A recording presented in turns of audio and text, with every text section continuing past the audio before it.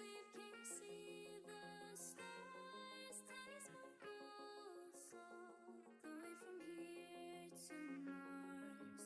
Hear the wind, the breeze, the voice whispering to all the world. Just stay here by strawberry fields.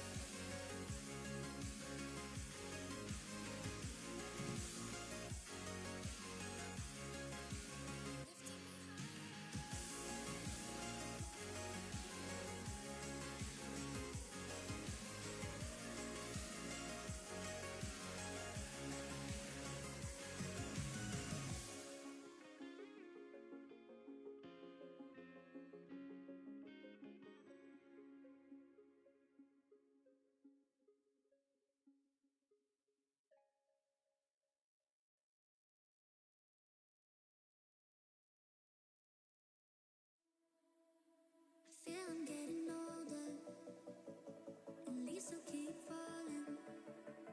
18 years already golden, and growing up is closer. So tell me how it feels like. This is just a riptide. Don't want to be broken, 'cause I still keep hoping that my future is not as bad as it seems. And I swear I will be pleasing that to me, but I know that people always protect it.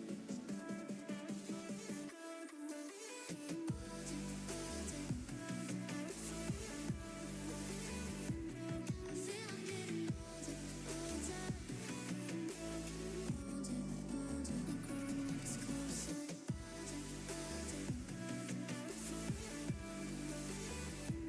I feel I'm getting older, older.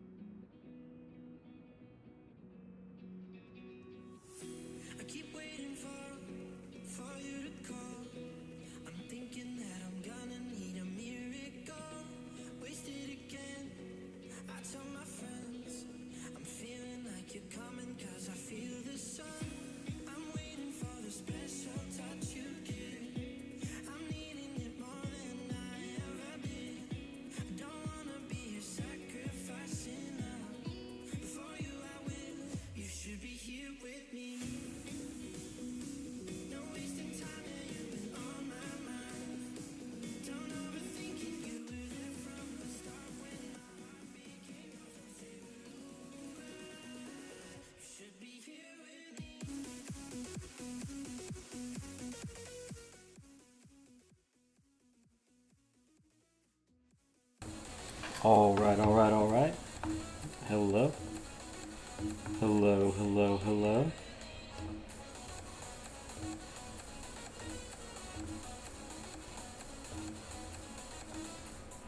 Make sure none of this stuff is screwed up. Okay. Everything looks alright. How are we doing this evening? Hope everybody's doing good. We're gonna play a few conquest games to finish the shark map, and then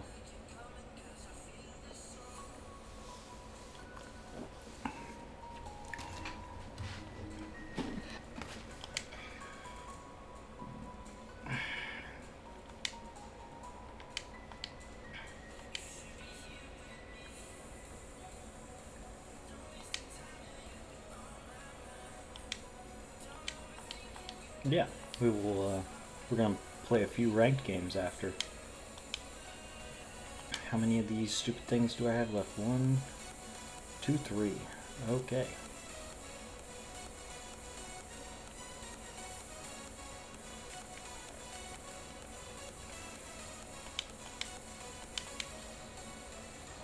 What's up, Jupiter? How you doing, man?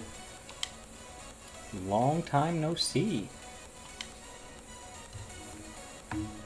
Hope you're doing good. The eternal roller coaster of being a Braves fan has been roller coastering. But I hope you're doing good otherwise. Hey man, college football's here, so you know other teams to support that maybe won't disappoint us. That's always a plus. Oh.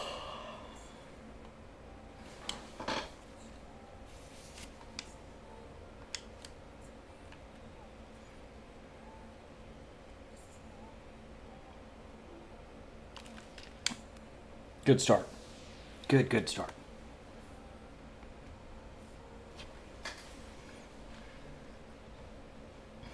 Understandable, man. It's that time of the year. A lot of people get busy, no matter what you do for work or, you know, school or anything. It's I don't know about never, but they let you down less than the Braves do over the last 10 years, that's for sure.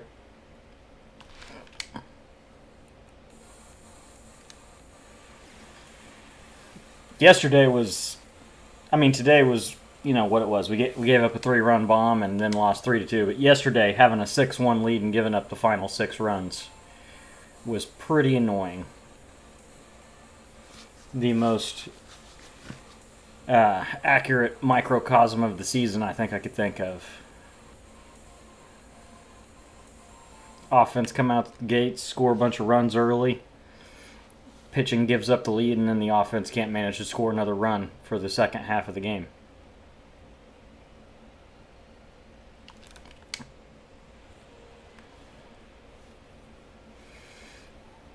It is what it is, though, man.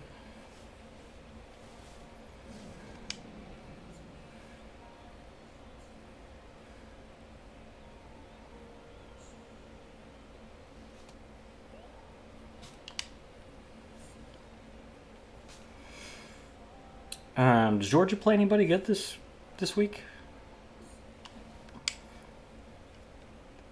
I don't feel like I'm still completely locked in on my college football fandom yet, like where I am ahead and knowing the schedules going into each week. Like I know some of the games this week, but not all of them yet.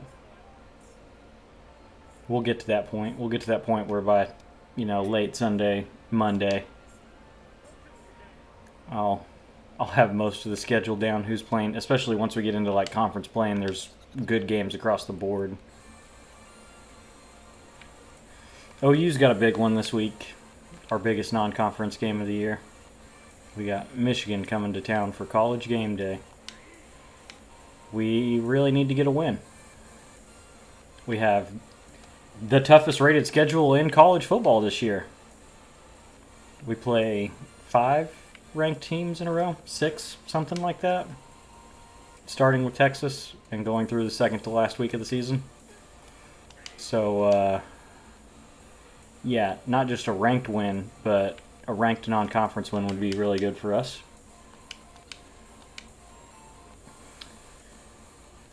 Which Georgia's got a pretty tough stretch as well, if I remember correctly. You got Texas and Alabama within 2 weeks of each other, I think. I think there's a game in the middle or something like that, right? And this year, don't you... They're split, if I remember correctly. Like, one's at Athens and one's on the road. Didn't you guys go to Tuscaloosa last year?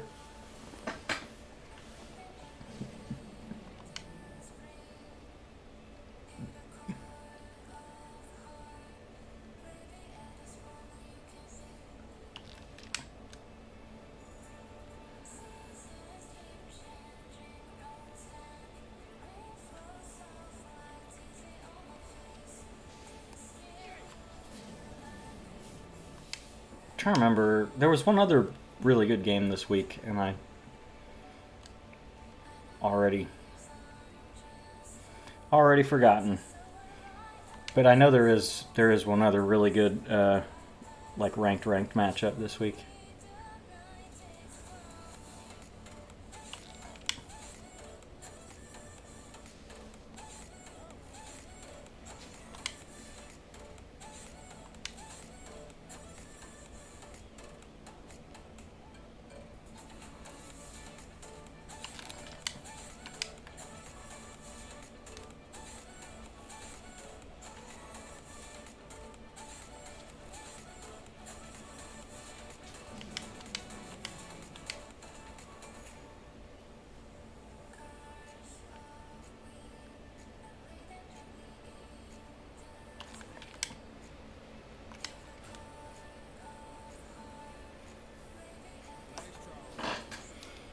Tennessee at Knoxville. Alabama, Kentucky, Auburn, Ole Miss. Not terrible. That was my issue with how OU Texas joining last year got handled. You guys were the only ranked opponent that Texas had in conference play, and we had like 5. So it was like very clear they were like, oh, well, Texas has a really good team and has a chance to go to the playoff, so let's give them a cupcake SEC schedule where they play Arkansas and Kentucky and Mississippi State. Oklahoma's more middle of the pack, so let's throw them into a whole bunch of head-to-heads with even or better teams. Like, what fucking shit? Which, that being said, next year, when the schedule gets shaken up and we play all the people that we haven't been playing, it'll be in our benefit.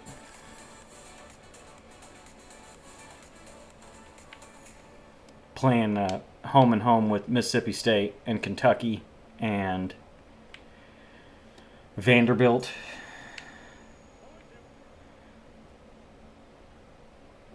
Yeah, I immediately, when I saw the schedules last year, I think out of everybody across the conference, Texas probably had the easiest conference schedule last year. Which, like I said, it makes sense because you're trying to get as many teams as you can into the expanded playoff in the first year.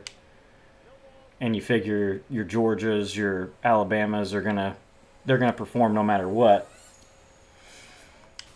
And so they were trying to make sure that there wasn't any leeway for like Texas to go, 8-4, 9-3, and not get in, kind of like Ole Miss.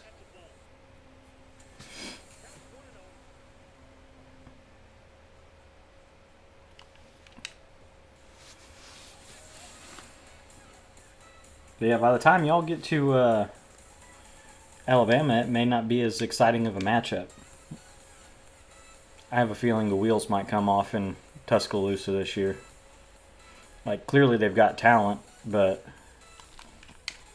the just the consensus around there is not feeling very good, and that shit's toxic, man. The team can feed off of it.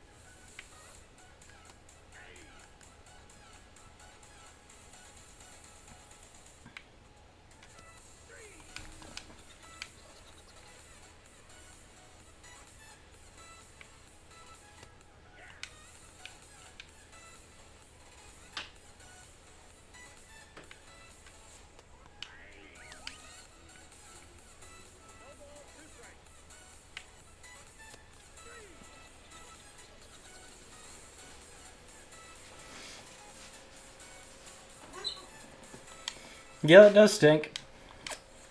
But I mean, it can still be a big deal. Speaking as a fan of a team that's in a pretty big rivalry every single year with OU Texas, like even when either one of them's down, like true rivalries, it doesn't matter how good or how bad either team is year to year. Like you still got to show up, you still got to play the game, or you can get absolutely bopped.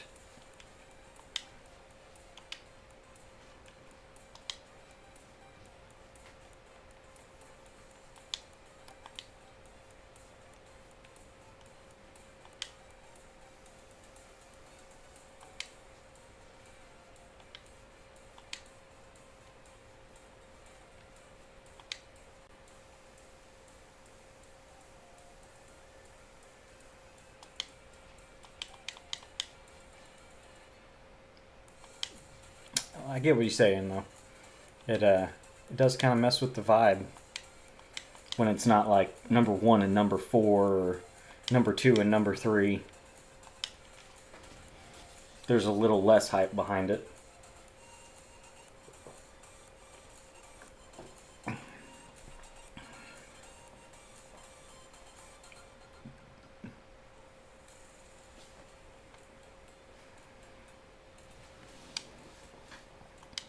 I think we got a very good year of college football ahead of us, though, this year. Right out the gates, Texas comes out and looks human after people talking about them like they were just going to run off with the national championship and the Heisman, like there wasn't even a competition. And then, honestly, their offense looked fucking piss poor. There's not even a nicer way to put that. Like, they couldn't manage shit except for that one drive they scored on all game. And then Alabama going and losing to start the year against 2-10 Florida State from last year, who, I'm going to be honest, I don't think Florida State's any good. I think they got to plan a game plan all summer for the first game of the year, and they got to play at home. So, I mean, you would hope any big, like, blue blood program would be able to pull that off.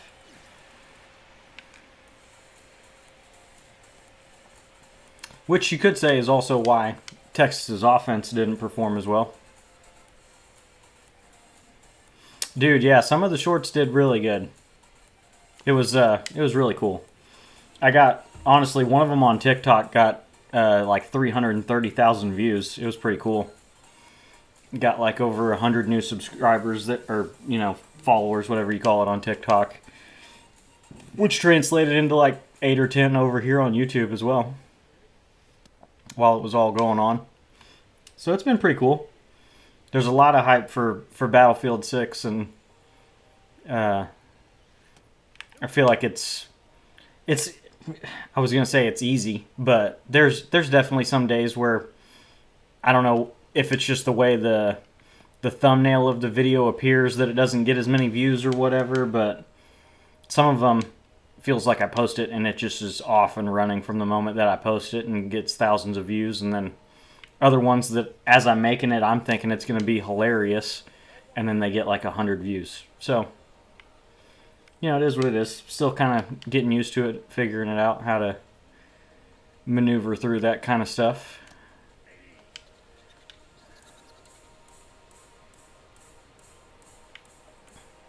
Which also the last MLB The Show short that I posted on YouTube did pretty good too, if I remember correctly. It was an Acuna short, and I think it got like 1,200, 1,300 views or something like that.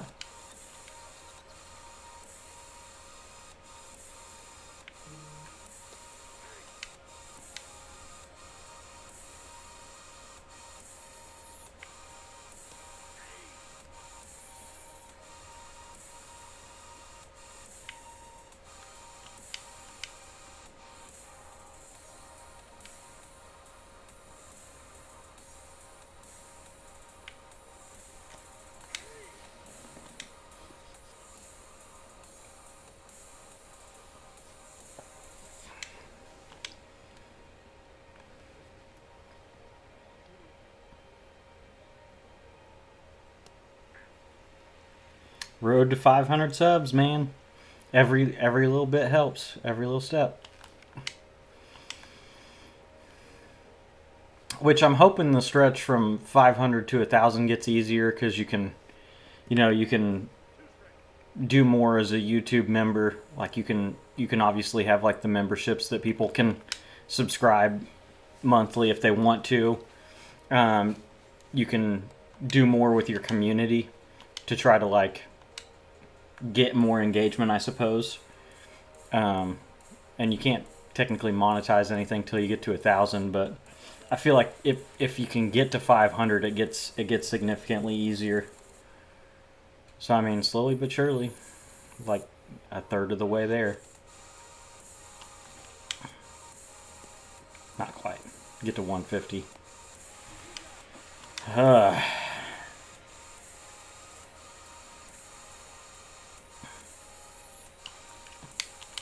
But yeah, it was kind of funny that over the course of a couple of those shorts doing so good, from one stream to the next that I was able to do, like with not being able to stream a couple nights in a row for like work, I had to shotgun 2 beers because we'd gone up 18 subscribers. And so it had hit 2 different 10 subscriber milestones. So I started to stream off with a shotgun and ended with a shotgun.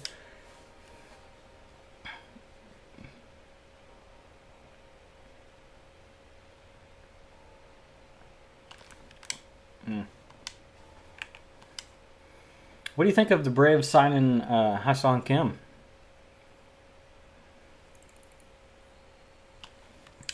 I'm going to be honest, a little bit of the excitement of it kind of like, I remember my initial thought when it was like announced, if we'd have signed him in the off season, I'd have been ecstatic about that, because he was probably the second best shortstop on the market, at worst maybe the third. I'm trying to think of who the other ones.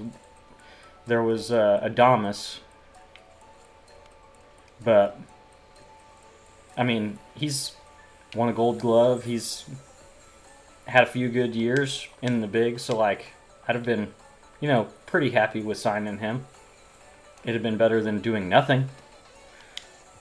And but he's been injured so much this year, man, and so when it got announced, I was kind of like, oh yeah, we claimed him off. He's doing so poorly that the Rays just don't even want him. They placed him on waivers.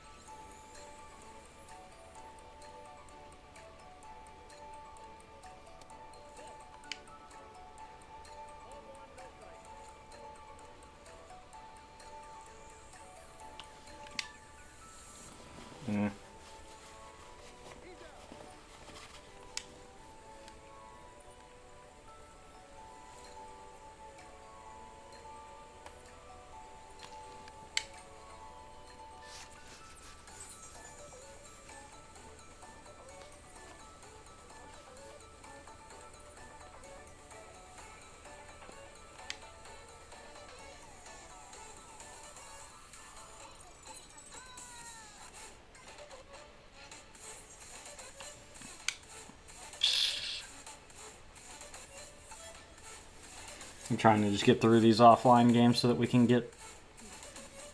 I don't know if I want to do just 2 or 3 ranked games, but I do want to play a little bit of team build tonight and show off the new cards.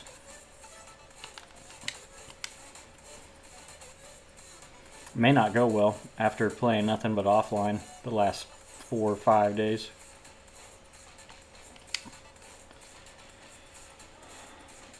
Right.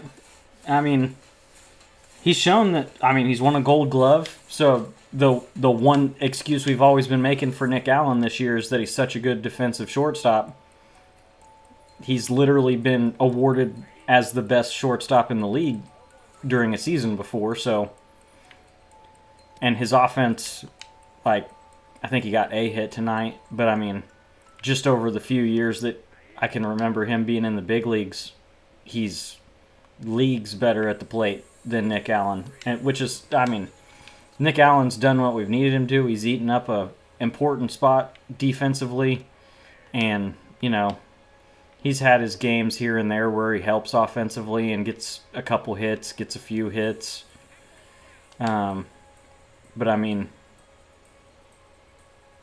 going into next year, like, it's just time to move on. Like you said, we need him to stay healthy.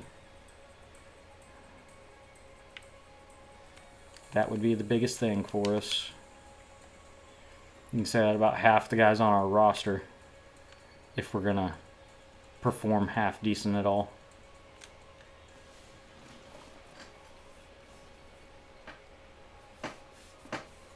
I know Kim's also, which, you know, Nick Allen's been a little bit of it. He's very platoon heavy, streaky, but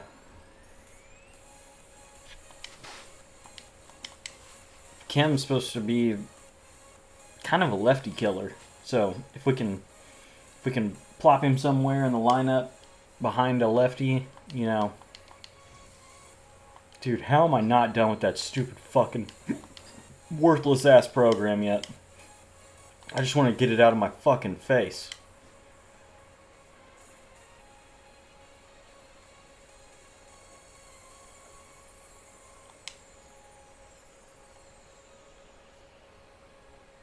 $12 more fucking strikeouts?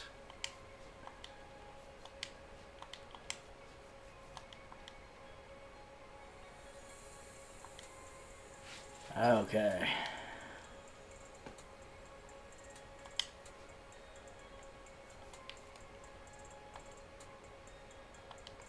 And what was it? Like 350 XP? Yeah.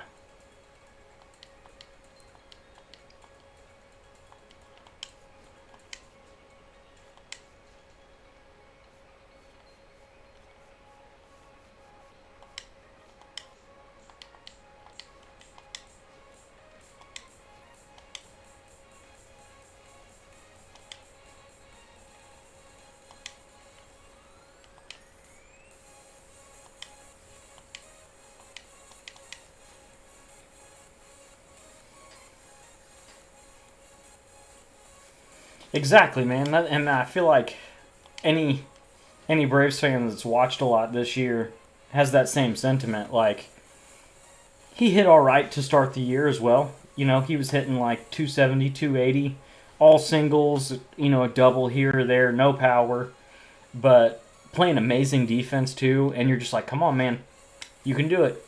Just, you got to hit the ball a little. And it just never really got better. He went through extremely bad cold spells at the plate as well. So,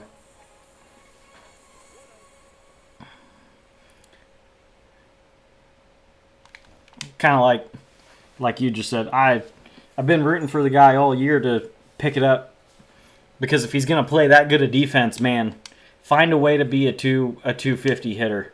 For the love of God, please. I don't care what your OPS or your slug is. Get on base, you know, close to 30% of the time, hit like 250, and then play the best shortstop in baseball, and I don't care. But, you know, hitting 195 or whatever he's hitting, it's just not going to cut it. Not if you're going to compete. Not if you're going to be where we want to be.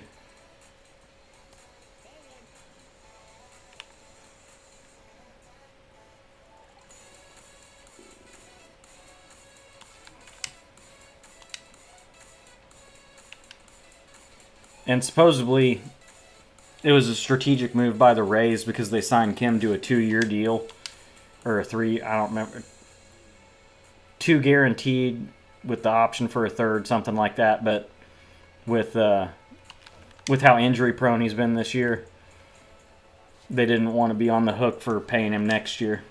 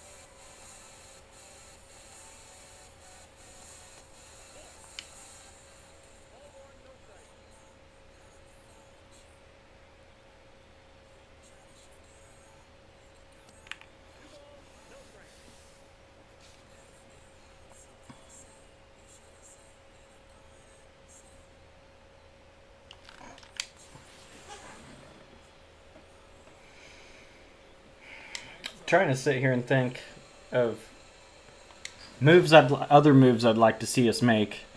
Like, obviously, going out and signing an all-star caliber shortstop would be great, but I don't think we're going to. Honestly, I think with picking up Kim, I mean, if last offseason's anything to go off of, that's our shortstop move. We tried not making a move.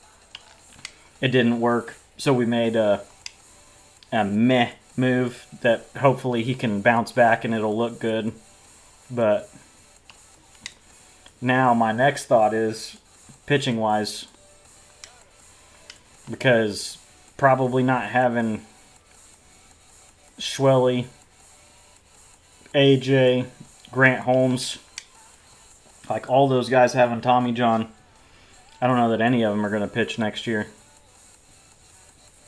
And I'm going to be honest, I hope we just release Strider. I fucking hate watching him pitch now. What he was before the injury and what, like, he's fucking batting practice now. I can't fucking stand watching it.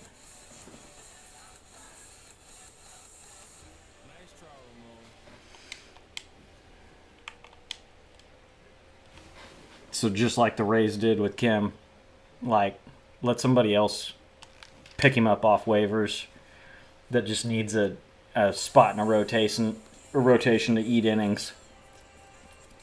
And he'll hit some career strikeout milestones. And I know. I hate saying it, but I mean, every single time he pitches, it's the most depressing day of my week.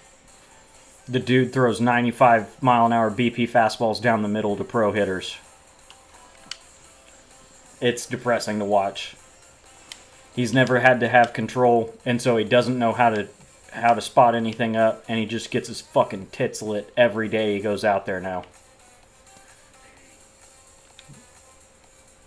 I know we're out of a pennant race, but it's really appalling to me that we're just letting him get fucking shellacked at the major league level and we're not sending him down to AAA to work on anything. Instead, we're keeping him out, center stage. Premier organization in baseball. Just go get fucking lit up once every 5 days and see if you can't figure it out while you're doing it. Like, send him to the fucking minors. Maybe it's something between his ears that he needs to work on, too. Like,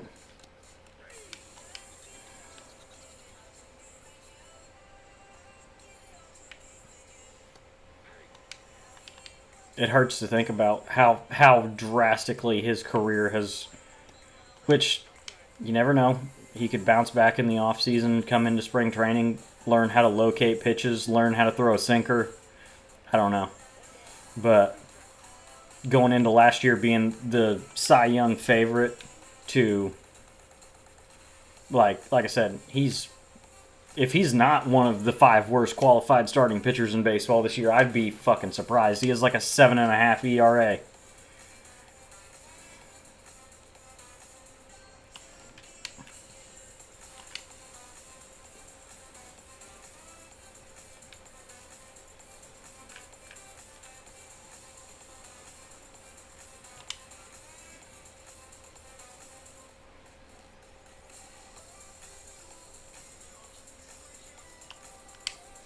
And admittedly, I haven't really looked too much into who's going to be a free agent pitching-wise this offseason.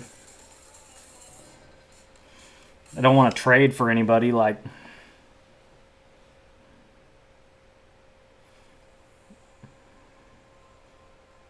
Dude, everybody that was supposed to be in our starting rotation going into spring training was either, like, starting the year hurt or ended up hurt. It's terrible.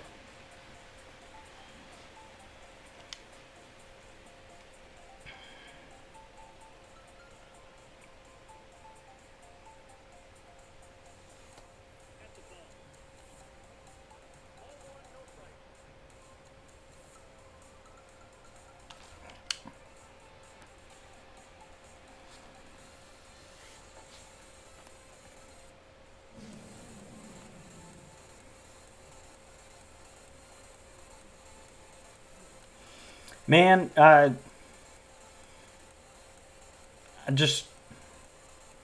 feel like a lot of people are this way. Like, things that you're interested in. I'm not trying to say I'm like super intelligent by any means, but like I have a good memory. I can retain information very well if I'm interested in the subject. So like if it had something to do with school, but it was something I was interested in, like history or math or whatever, like I could retain the information easily. I coasted through the first 3 years of college without buying books because I could just go sit and listen to lectures and, take a test and get a B. And then you get to your junior level classes in college and you gotta kind of want to give a shit. And I just didn't have it.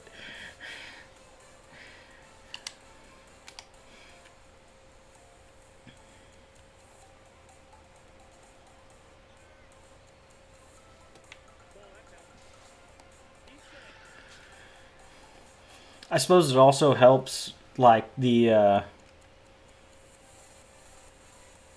what is it, sociology that talks about nature versus nurture. My dad was a high school history teacher and football coach when I was really little. And so, like, I learned to riding on football buses from cheerleaders when I was, like, 3 years old. I learned about sports really early. Like, my favorite thing to do every day getting home from school was to watch SportsCenter. And so, just one of those things like, when you grow up that way, like it just kind of becomes second nature.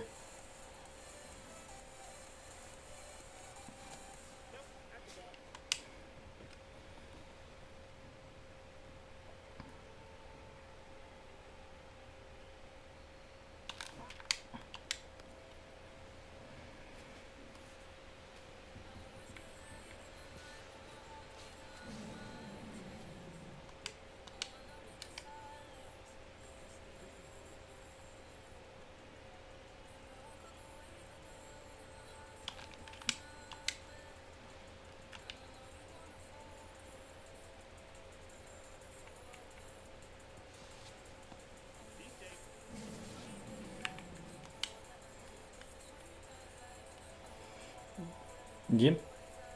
Like I said, man, it little things like my wife harps on a lot of stuff, like trying to teach our 6 month old sign, like when our daughter was 6 months old, trying to teach her sign language and stuff. But some of that stuff really does make sense. Like the earlier you can, work with kids and try to teach them things, simple little things, even it can like drastically improve their capacity for learning. Or like that, like I said, my dad was a football, basketball, baseball coach when I was little, just kind of depended on what school he was at the time. And so I was ate up with sports. I loved watching games. Like most little kids can't stand sitting and watching sports. Like I loved watching sports.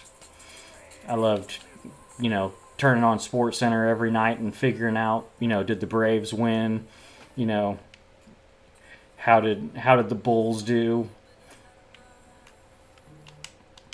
It was just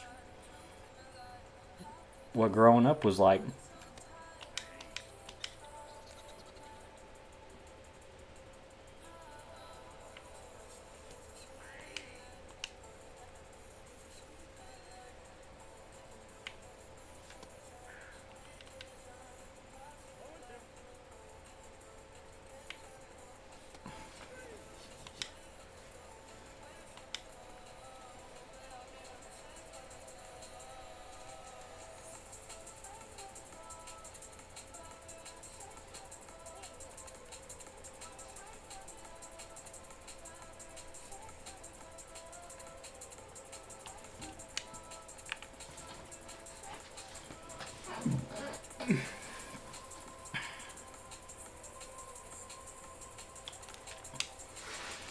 I know you said you've been busy, but are there any games that you're interested in that are coming out soon? Yeah, it's honestly the sign language thing. It doesn't take long.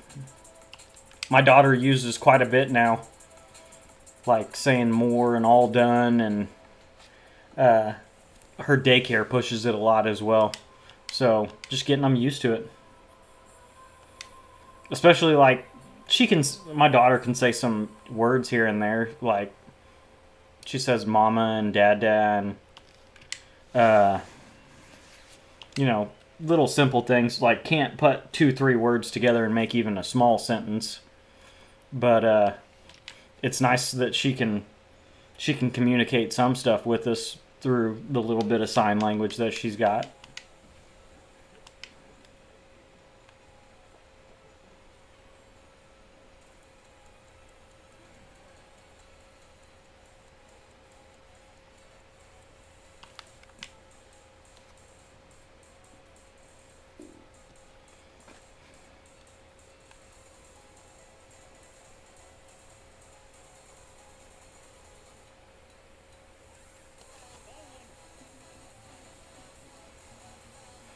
That definitely was not a thing when I was a kid, or like whenever people I went to high school with or was friends with started having kids. Like nobody really talked about trying to teach their kids sign language or anything.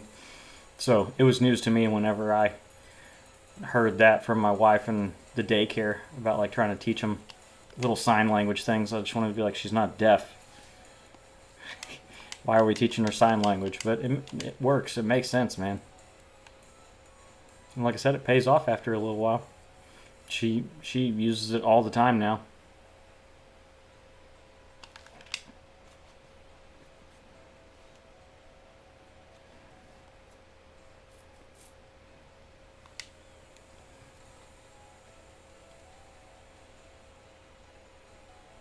Borderlands 4.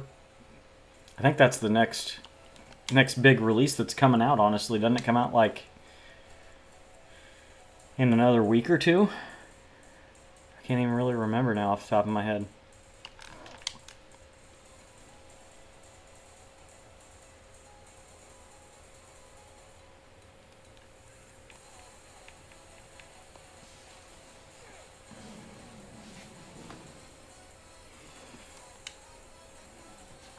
I've never been very into the Borderlands games. I played a little bit of, I want to say it was 2 maybe, when I was in college.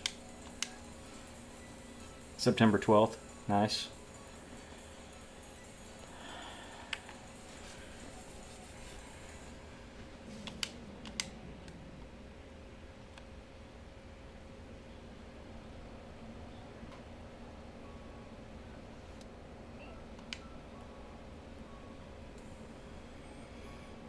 I still got another month to go for my game that I'm waiting on, man. There's nothing really else on the horizon that I'm looking forward to, like Battlefield. The beta was so much fun. It was so... I don't need to get on too long of a tangent about it, but I've been a huge Battlefield fan ever since, like...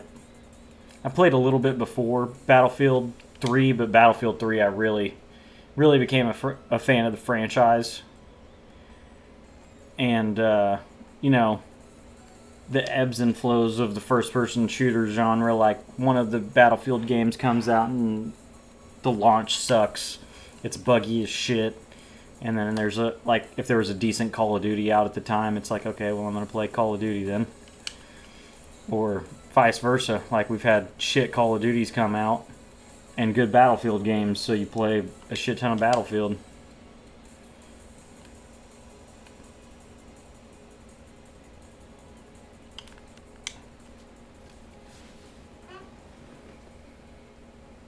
So, I haven't played much of Battlefield since Battlefield 1, which I played a lot of for about a year and a half, because I absolutely hated Infinite Warfare.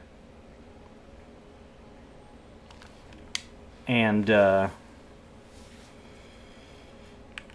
I canceled my pre-order of Battlefield 5 because the beta was so terrible. Like, I hated that attrition system where you had no ammo, you couldn't auto-heal. Like, yeah, don't sign me up for any of that stupid shit. Make a first-person shooter where you don't have bullets to shoot. 2042 might be the worst video game launch I've ever experienced. Like, not having in-game chat or a scoreboard should have been illegal. They should have been sued, which I do think they offered refunds to people that wanted them at a certain point.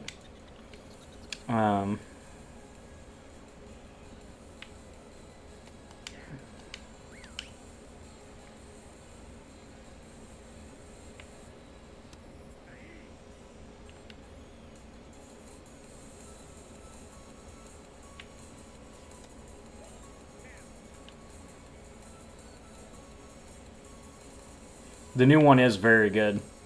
It's a very good mix of a bunch of things that have been very good from a few of the last titles that were successful. It draws a lot from Battlefield 3 and Battlefield 4, just like aesthetic-wise, combat-wise even, I'd say, like gunplay. The movement system is pretty similar to Battlefield 5. All of its faults aside, it had a very fluid movement system that people really enjoyed that played the game. I didn't play it enough to have an opinion on Battlefield 5. I fucking hated it. I bought it for $2.99 like a year and a half later just to check it out after they canceled, support for it. And it was exactly like I remembered, like not that enjoyable, and at least I only wasted $3 on it. But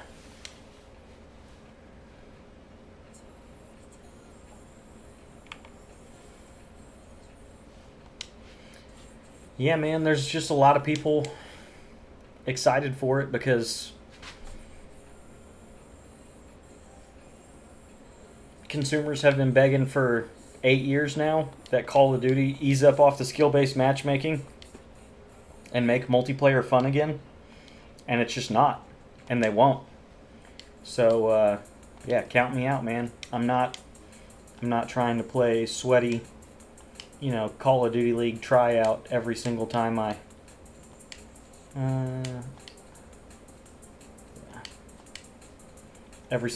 try to play a multiplayer game. I don't want to play against people as good as me or better.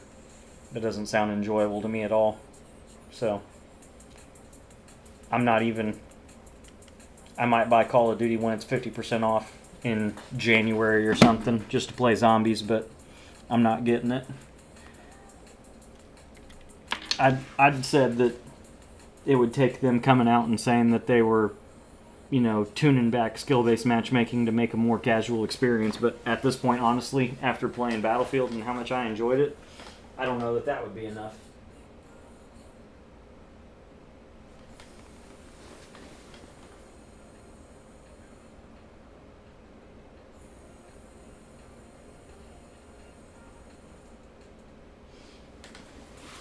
Because I've already played Battlefield 6. I've felt that it's going to be a more casual game, that skill-based matchmaking isn't cranked to 100. It's going to match you and place you in a lobby based on, ping, and then balance the teams once you're in there, like you should do in gaming. Like, ping should be the most important thing for online gaming, man. Unless you're playing in a ranked mode.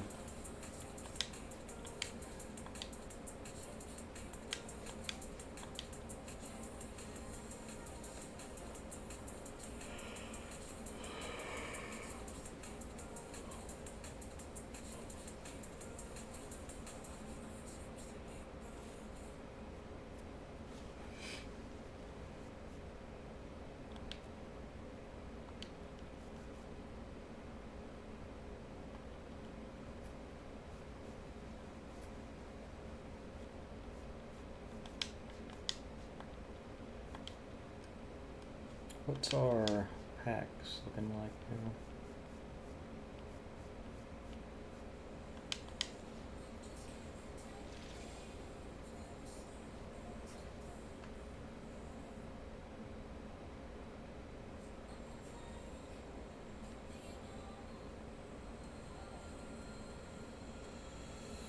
I feel like it'd be a dumb choice to select that pack to get one.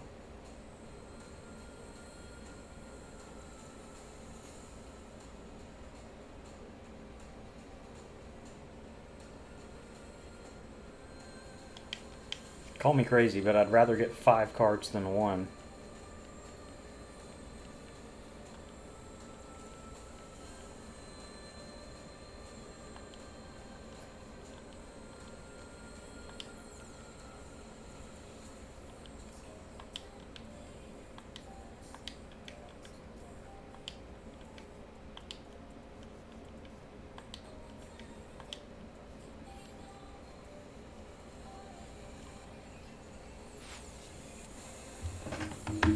Record a short little pack opening for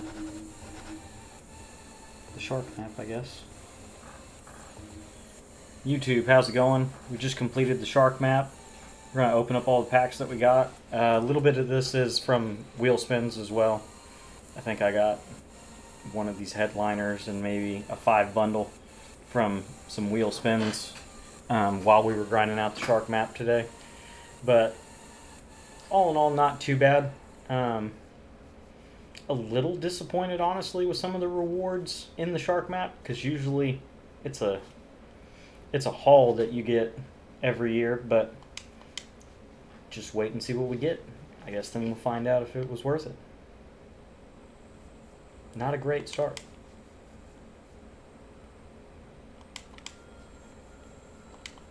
Couple golds in our jumbo pack. Oh, another one. Are they beef jumbo packs? Probably not. Yeah. By the time you're seeing this, I'm sure I will have uploaded the pack opening from last night. My new highest pull of the year. Chase pack Raleigh fingers that I didn't want. Couldn't pull, Bismackie or any of those actually really good, really expensive chase pack ones. I pulled 90,000 stub Raleigh fingers. So I'm hanging on to him for now, hoping his price goes up. But he'll also be a great addition to the bullpen while I have him. We'll just see. I got my first 90 plus live series pull out of an 88 live series pack last night. And of course it was some worthless dickhead that had been a gold to start the year. So that's cool. Probably be the only 88 plus pack I get all year. And got quick sell value out of it. Awesome. Stubs have been a struggle this year, man. I am going to try to look, I guess, and do a little bit of investing. Sitting around, 500,000 subs. I may honestly try to put all of it into the next roster update and see if I can't get lucky and try to get up to around 1 million, and then that would at least set me up for the rest of the year with content. Like I can feel like I don't have to be playing every single day to stay caught up. I can come back, I can buy some cards when I need to here and there to check stuff out, flip some stuff. We'll just have to see. Maybe we'll get lucky here and get some good stuff. Maybe we won't. Maybe we'll get a diamond fucking jersey. The packs just feel so bad this year, man. I can't think of any time other than when I pulled Ronald that I walked away from a pack opening feeling satisfied with, my time spent in the game and what I got out of the packs that I got. I shouldn't say that. There have been other instances where I've gotten some good pack pulls. Like, I was able to get Cal Raleigh pretty decently cheap because I think I got the rare round 2 out of my 4 home run derby packs. I think it was 4 from like doing the home run derby program and then just like conquest and crap like that. I think I had 4 of them and I got 2 rare rounds, so I only had to buy 1 rare round guy. That wasn't too bad. Honestly, other than that, I can't really think of any other time I've got great pack luck to help me out doing any of the collections. I opened so many pipeline pass packs trying to get Kyle Schwarber.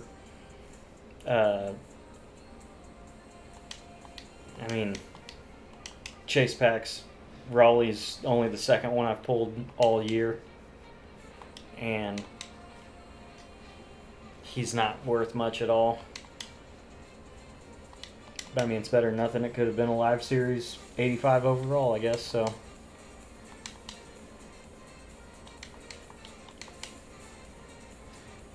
Take your small W's where you can get them.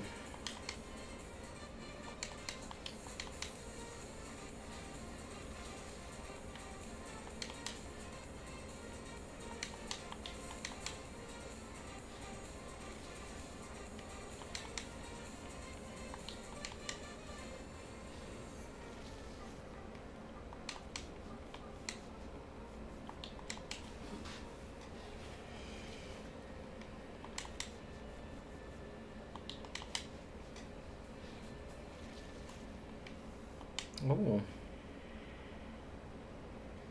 It's a diamond. It's a cover boy.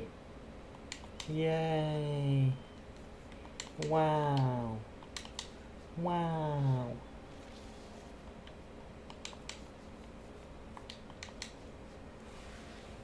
Alrighty, let's see. No. Ready for me.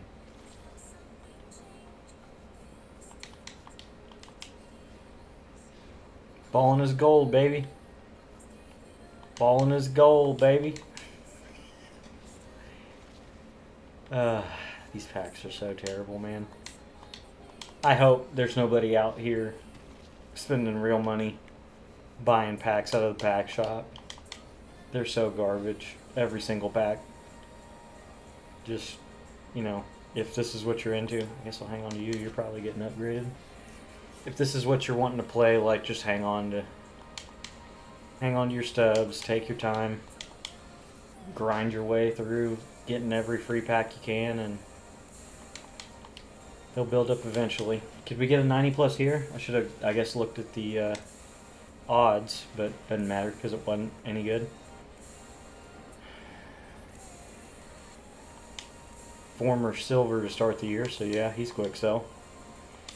2 of the packs out of the shark map, I didn't get to choose what I wanted, so I got assigned this prime pack twice. That was pretty fucking cool.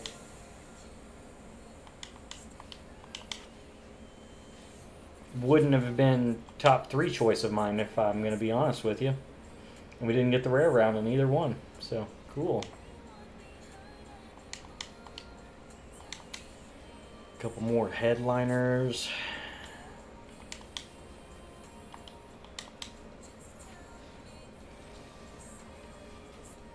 Yay. New threads 2.0. None of them are very expensive at all now.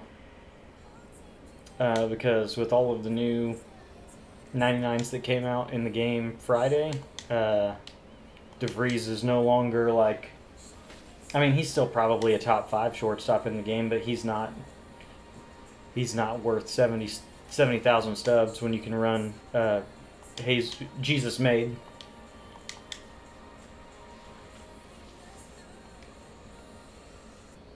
We got 199, so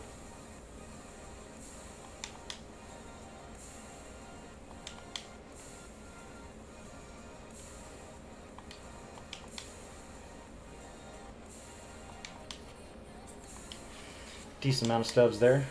See what round we get here. Hey, the rare round. 54495.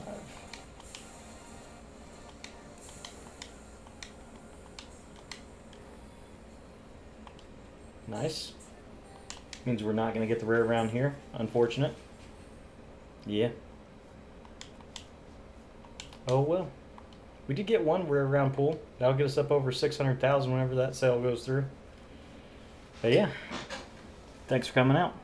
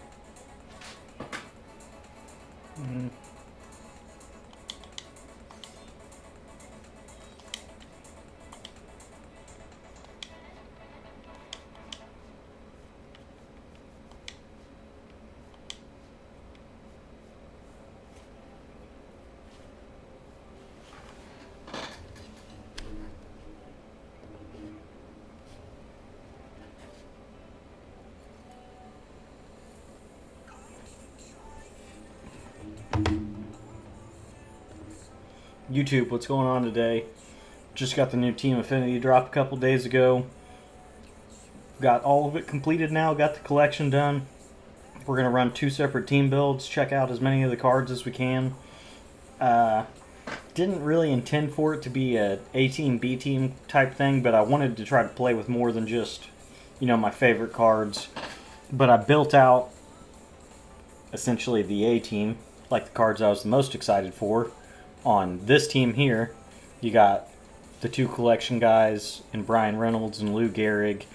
Braves bias, Ozzy Albies. He's one of my favorite swings in the game every year. This Jesus Made is ridiculous. His swing feels buttery. I've enjoyed using him in all the offline grinding. Through this Christian Yelich that you get in the lineup as well. Everybody loves Yelich's swing. We got 99 Yelich as part of doing all 4 of the spotlight programs this last week. Connor Griffin, the new #1 top prospect in baseball. Really enjoyed his swing with his gold card earlier in the year. 99 speed, outfield secondaries. Adrian Beltre, I really liked his Hall of Fame card last year, I believe it was. Jack Cag liked his draft card last year. Haven't used much of his cards this year. Adley, I typically love Adley cards. Of course, his wheel's broken, so I can't see his normal stats. There you go. On the bench, I wanted to run one of the boosts.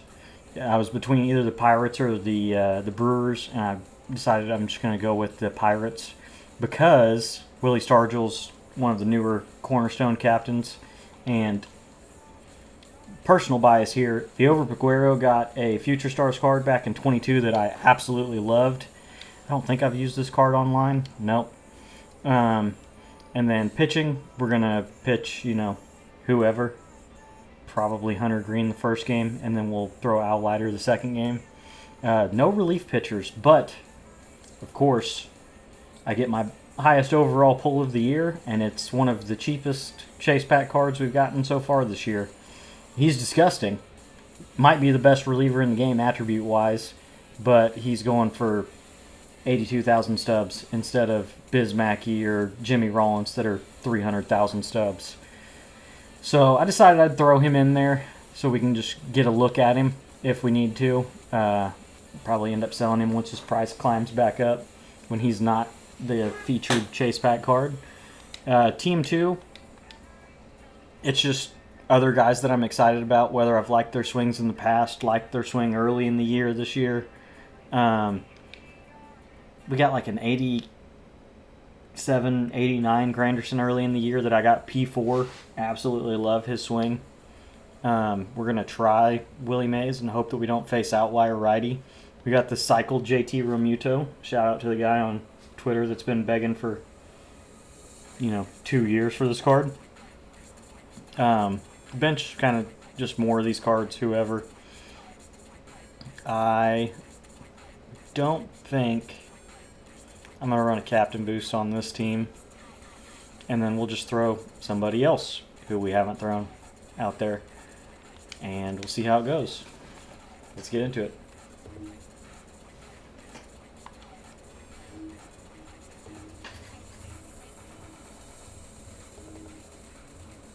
What's going on today? Just got the new Team Affinity drop cup.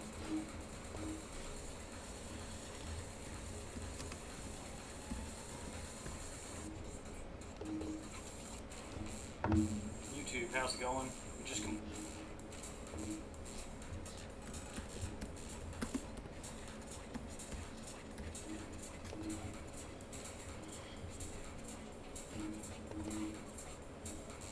YouTube, how's it going? In fact, we're gonna record another.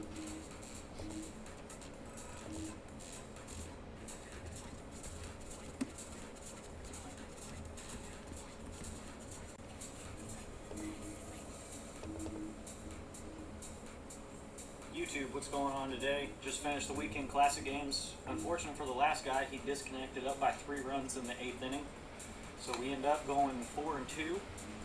We're going to open all the packs that we got. We've also finished the multiplayer program, so we got one shot at Biz Mackey, which would be, honestly, I'm probably replacing Lindor with this.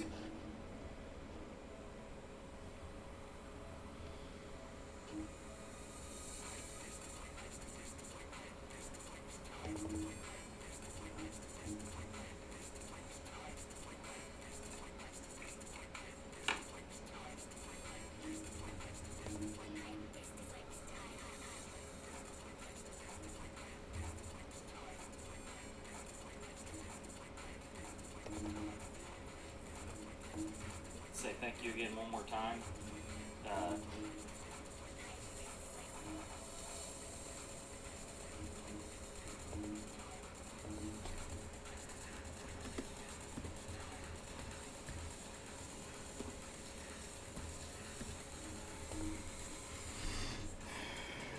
Alright, let's just get into it. I haven't played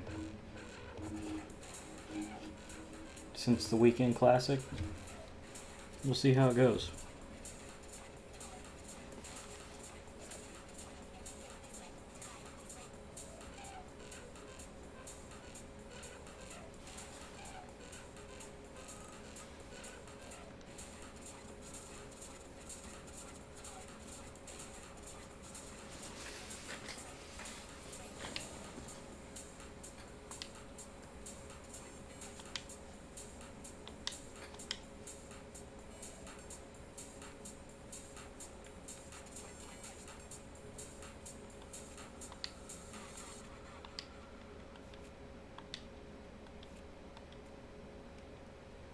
I'm very excited to use that card. Honestly, check out this one too. I didn't know. Apparently Oscar Charleston played for the Braves at some point. So, that's pretty cool.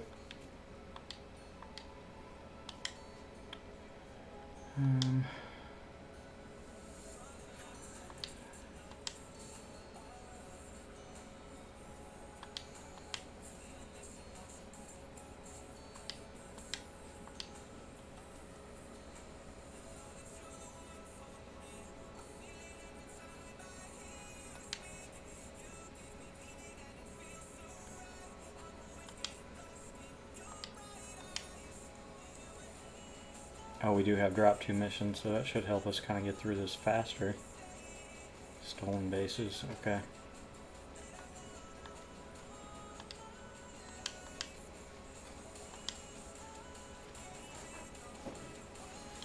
What is my...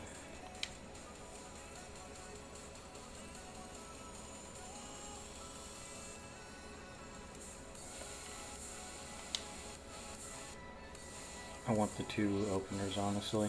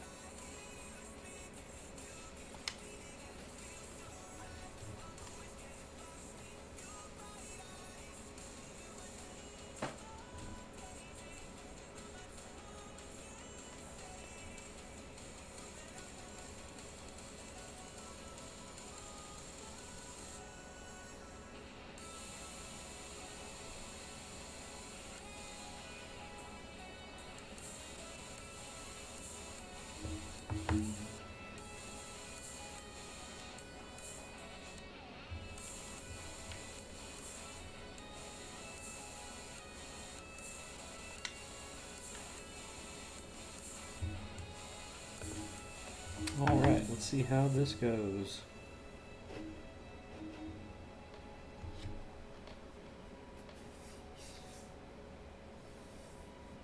Unusual Team has probably the best chase pack card that's come out so far. but is throwing 94 Nolan Ryan. I usually can't hit Nolan Ryan very good, so who knows. Do you think we're going to throw Al Leiter? Because it appears he's got a lot of lefties in this lineup.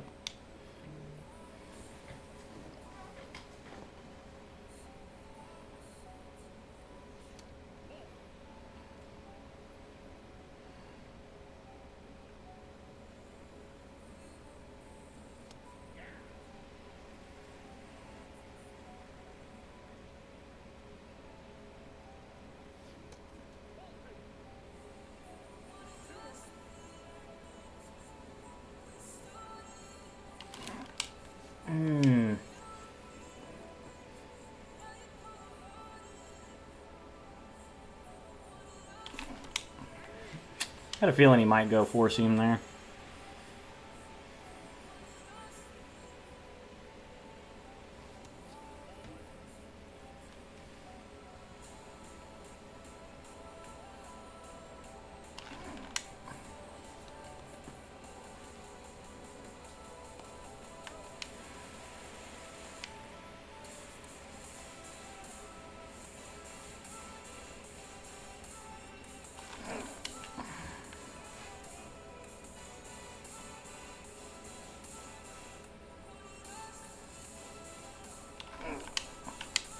That boy Ozzy, thank you.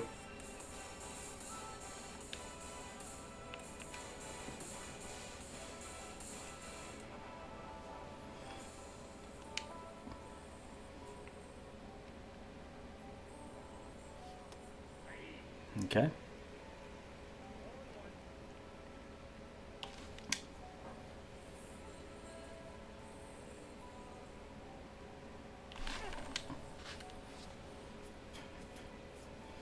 I mean, he doesn't have the attributes to get away with throwing pitches up in the zone like that, right? Thank you.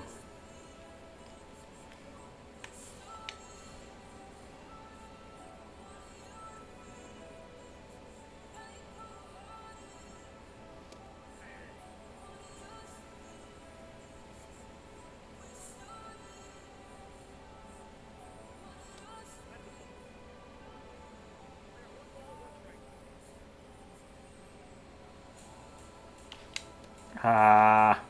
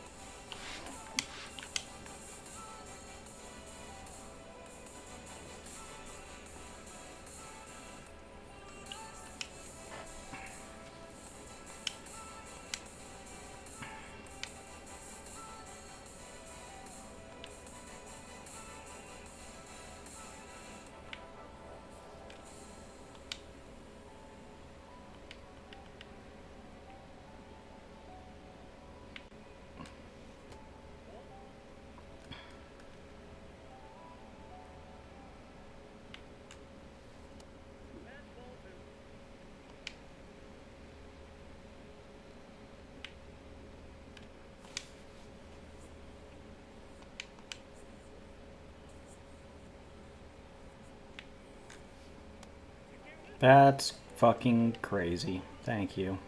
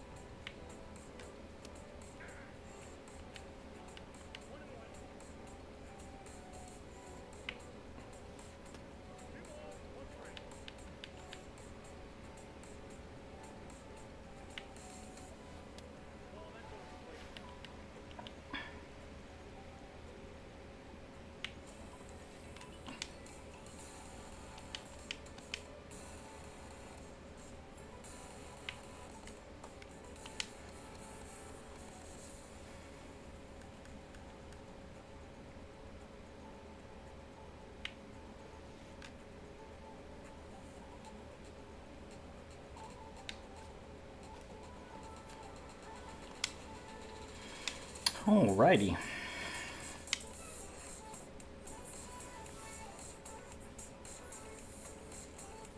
No.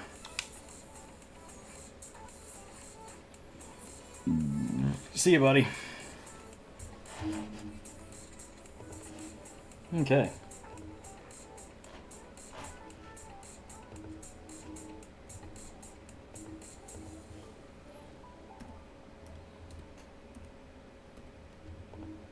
One inning, and we're out.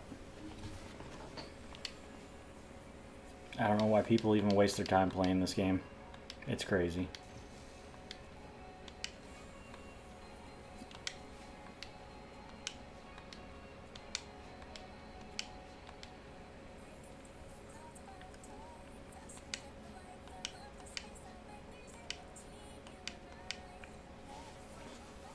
And that is why we throw an opener. Because I could have started Al Leiter and wasted his energy for one inning. And we make it easy when they give you, you know, Hurston Waldrop and Justin Robleski, who both have like 80 stamina apiece. So, if you feel like it's somebody who's going to quit pretty easily, you can, oh, this guy's got everything.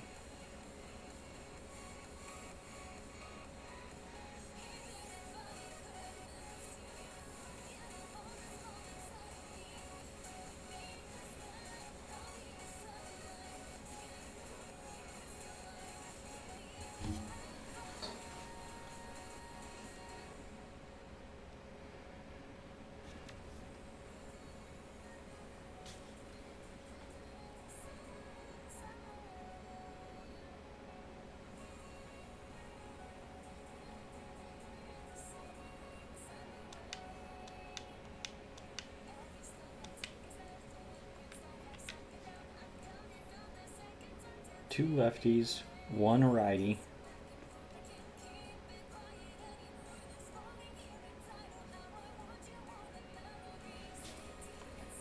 I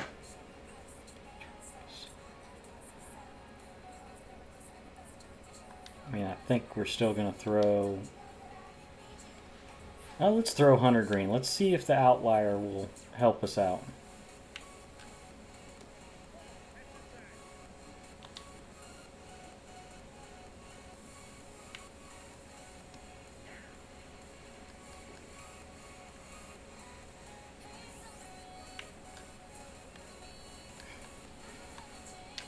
Lovely. Late, first hit of the game. Late under the strike zone. Base hit to right field. And he's going to steal first pitch. He's not. Okay.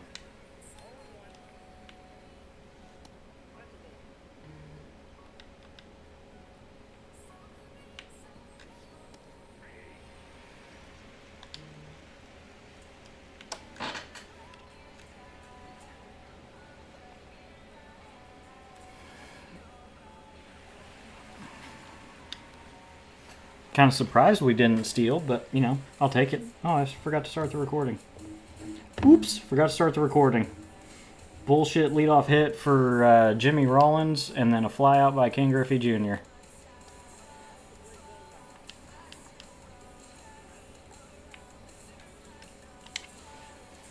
Curveball under the strike zone in that he hit to right field that he was late on, is what I mean, bullshit.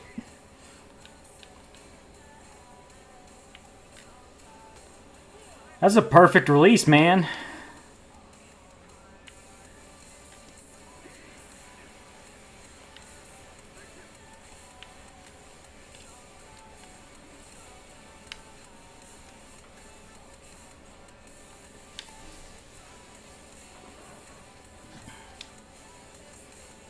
Well, okay.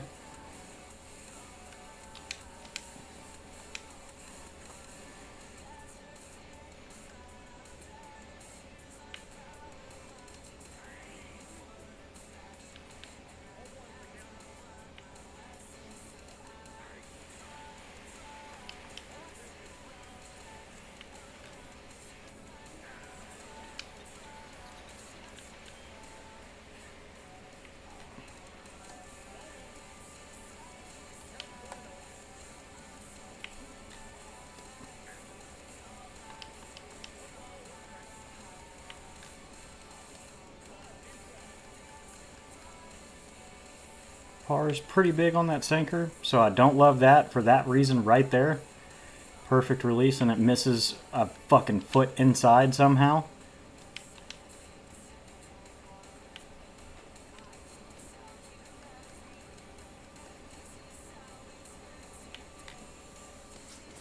That's horse shit.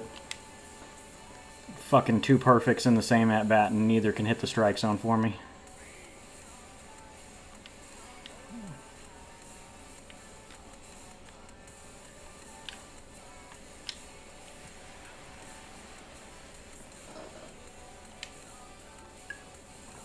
I just didn't want to feed him the four seam that I knew he was looking for.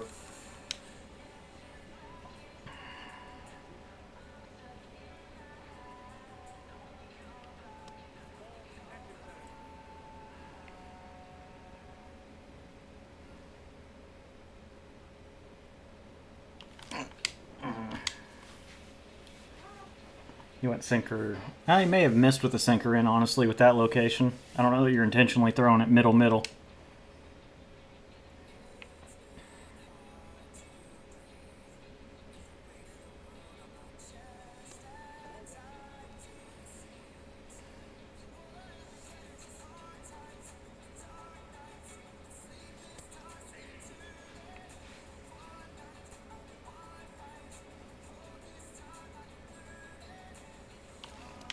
He went cutter in. Okay.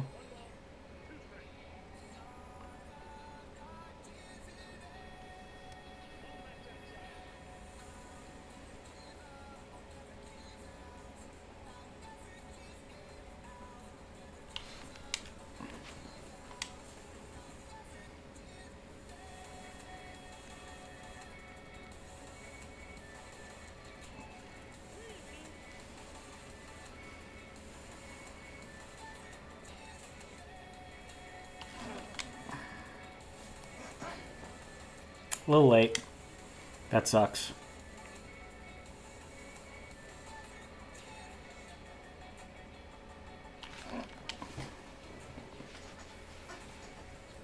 A little help with the ambush zone there. Yeah.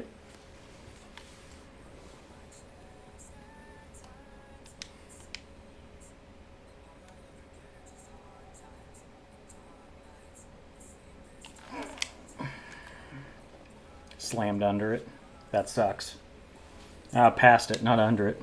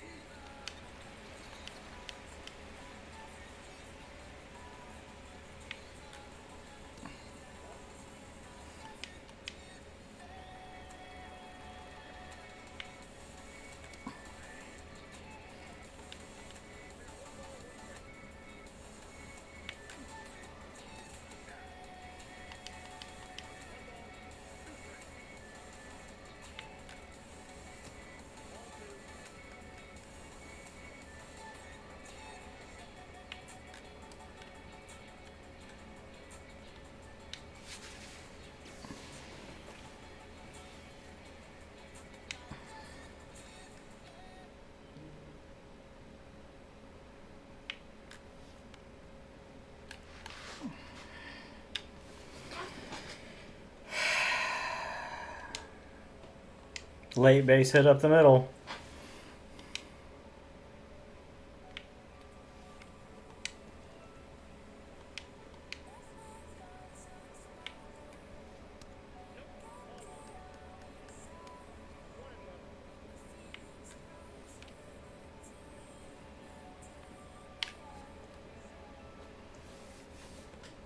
Lovely.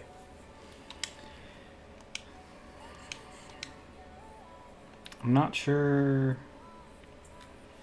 what I could have done better on that pitch. I felt like it was probably a good spot where I had him a little off balance with the sinker up and away.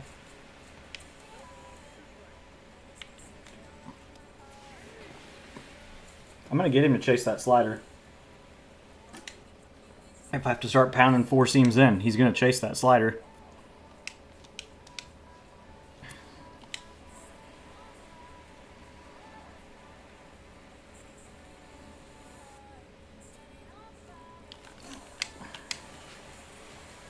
It's the ambush zone with max power, and it goes fucking nowhere.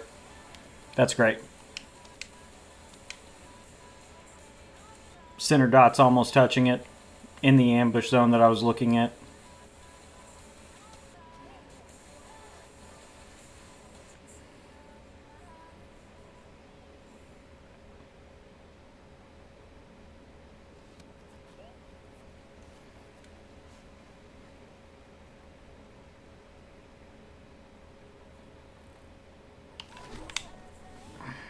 Under it. I've had 3 home run pitches so far that I've missed, so that's unfortunate. I didn't miss the one with Charlie Condon.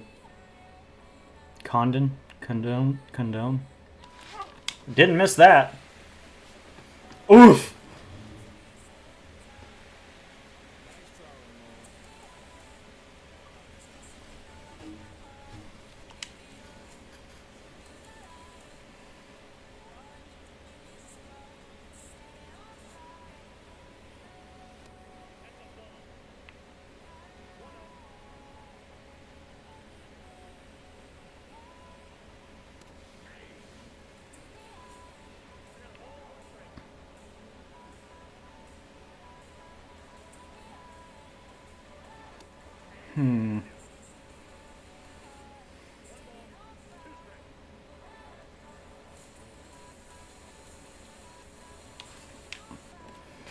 Peculiar that we decided for the first time in this game to hold.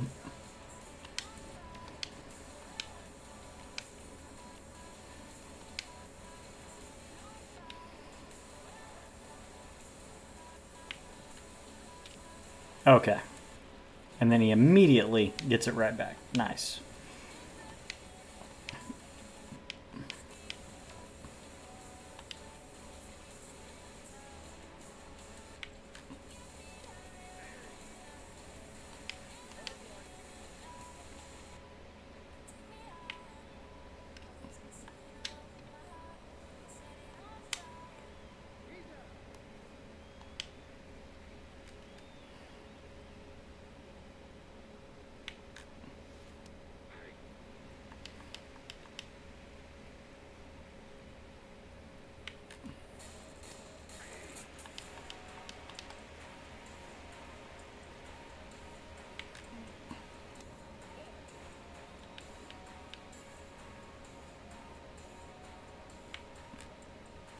Oh.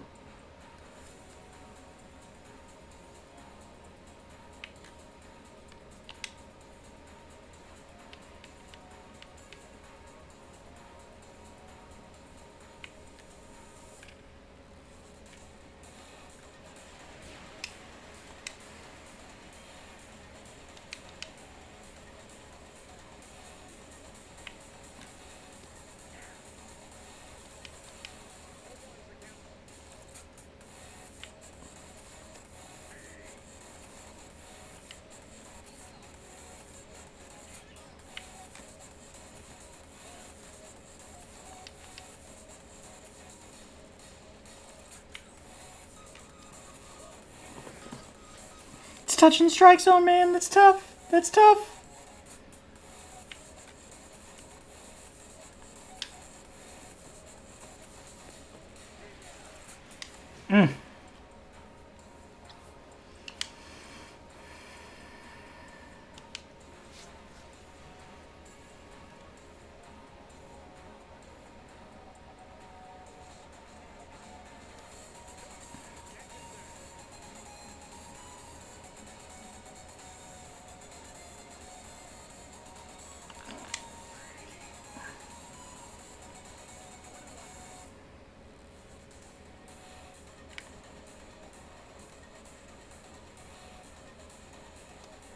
So if you're in stream watching where I'm ambushing, I'm just going to start doing it late now since you're deciding to hold. Just going to throw that out there.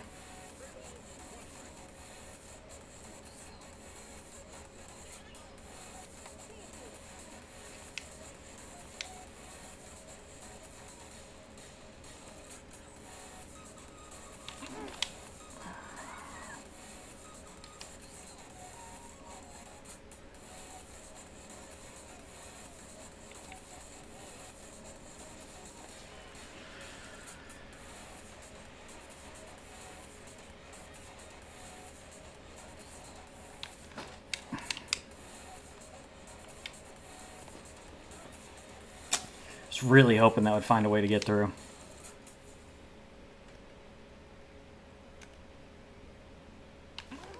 It didn't work back enough for me. That sucks. I was late too. Damn.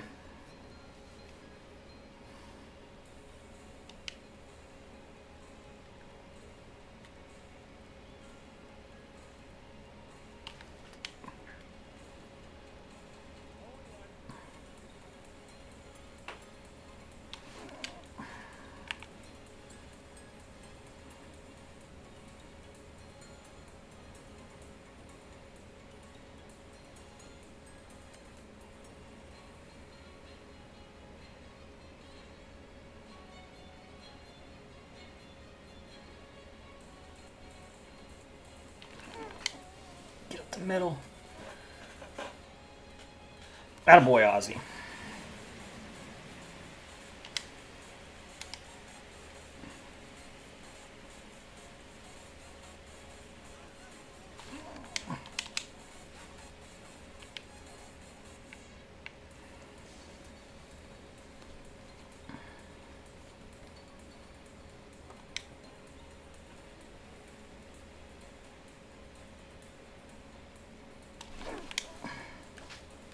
Just a fucking line out to end the inning.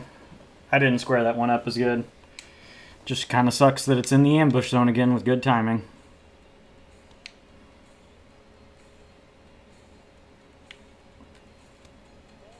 Not a strike. Cool. Just literally touching the strike zone.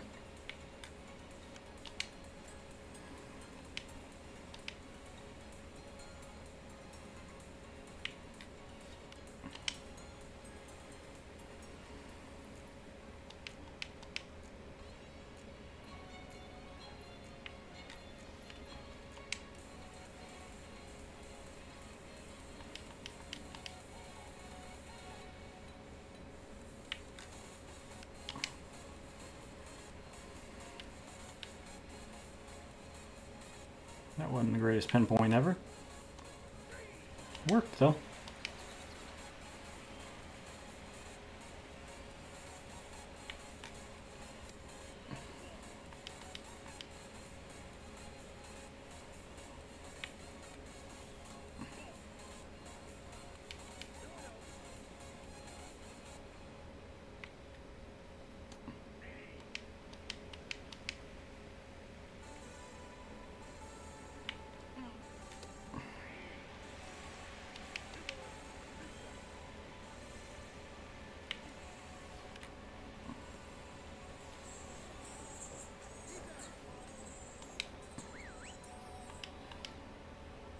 Getting tired at 52 pitches, huh? Suck my ass. From the back.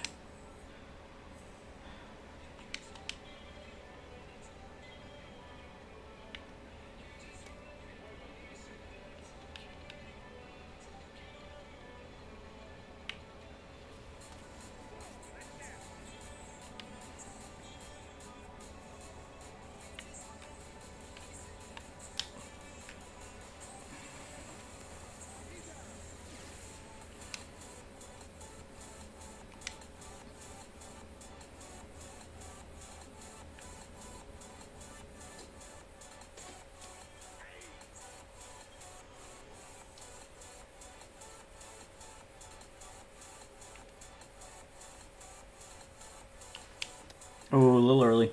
A little early.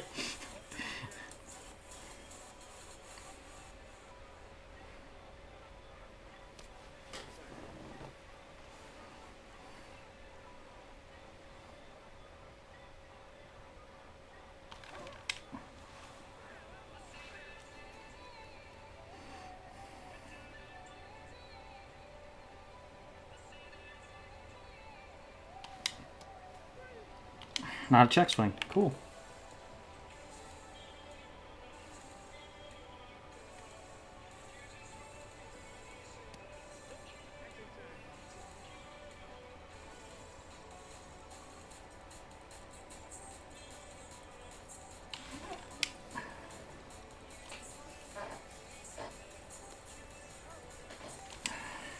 Didn't quite get enough of it to lift it.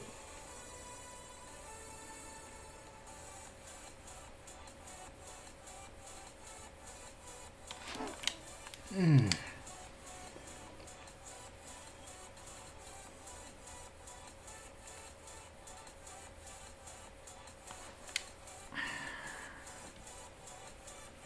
get a check swing.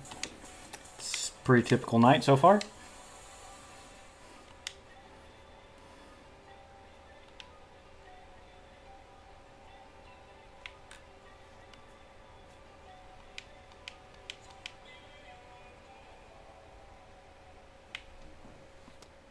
Too high. Come on now.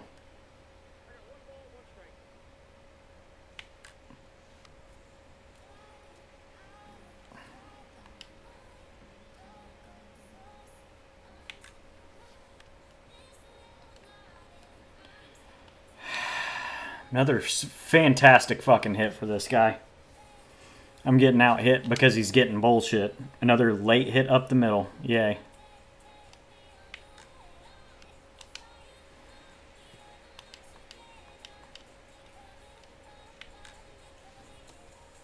You gonna get a check swing there? Okay. Well, at least he didn't get a check swing.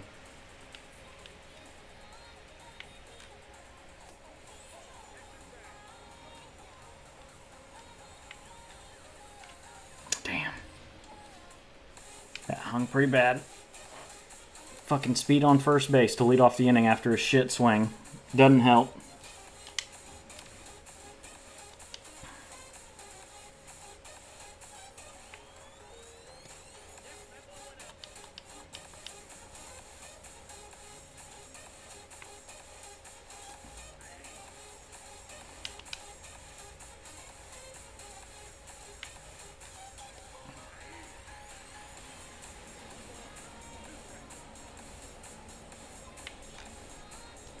Stop missing the fucking strike zone on perfect releases. That is so annoying. We've got 75% of the par in the strike zone and we can't fucking hit the strike zone.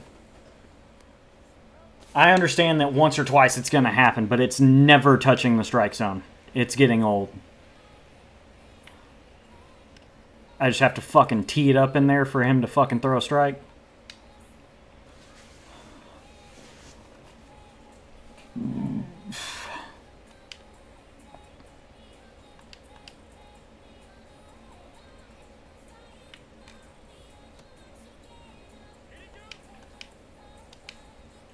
My dude has swung at almost every pitch all game. We're going to give him a check swing. Okay.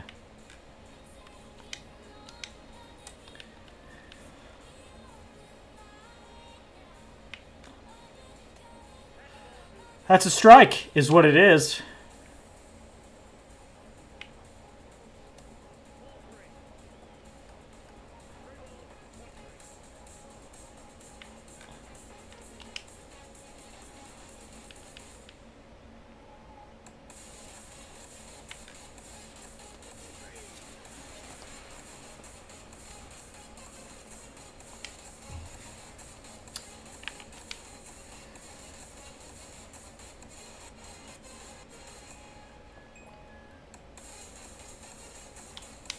Oof.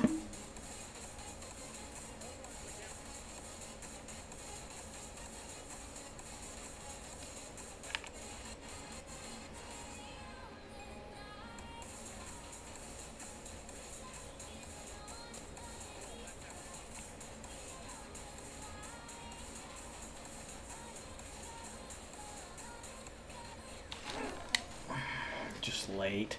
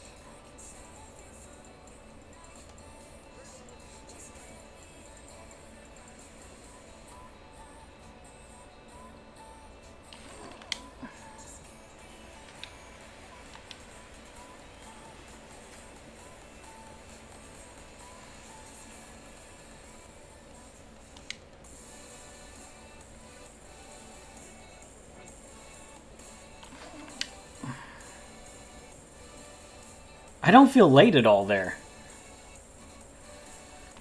That sucks.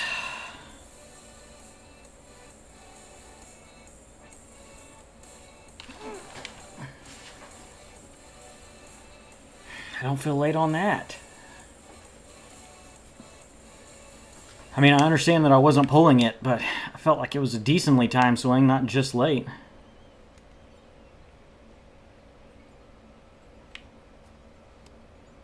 God. And the ball's touching the strike zone, not getting called, is killing me. It's 0-2.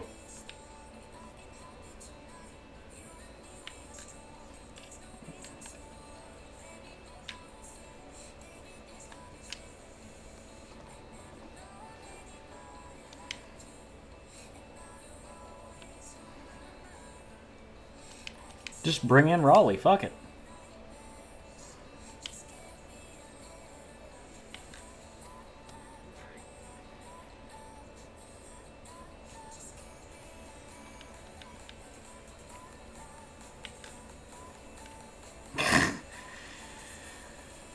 Jammed early.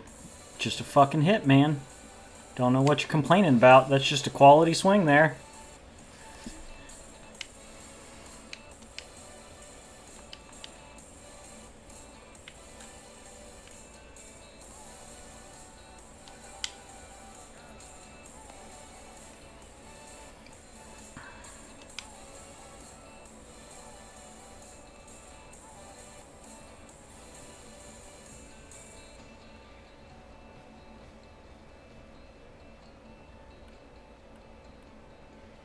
Everybody's become so fucking soft this year. Like, if it's a same-handed matchup, you're just going to pinch it. Everybody. All year.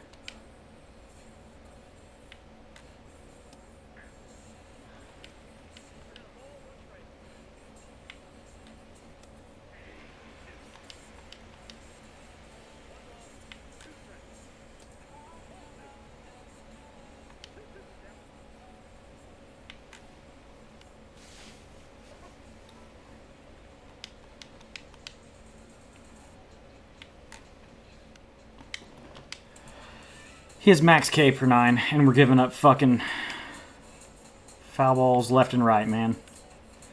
Another foul ball, what do you know?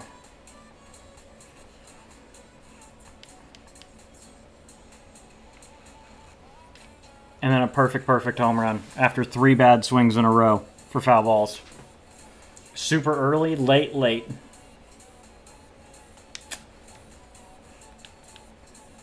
We may not be playing a second game. I may not be playing MLB The Show again this year. I'm so fucking sick of this gameplay. Online gameplay's been so ass this year. I'm just fucking tired of it. I'd rather do just about anything with my life than continue playing this fucking trash-ass game. Really sucks because I'd like to play some fucking video game baseball.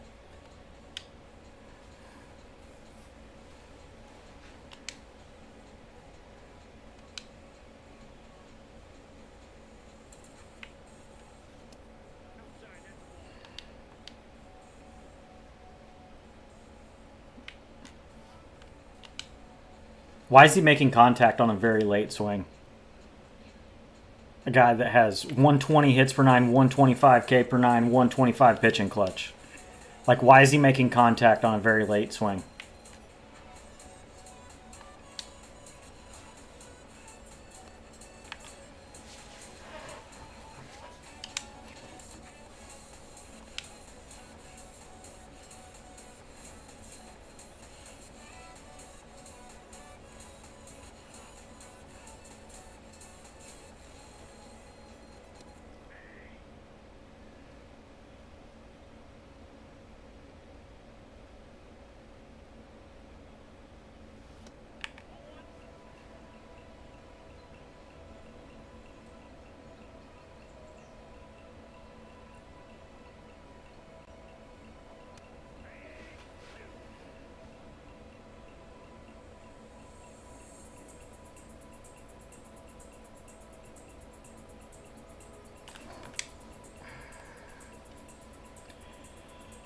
What do you know? That foul ball stays in play.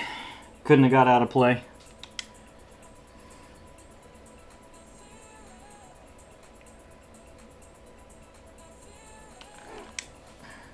Ground ball right to the shortstop on a squared up ball. Nice.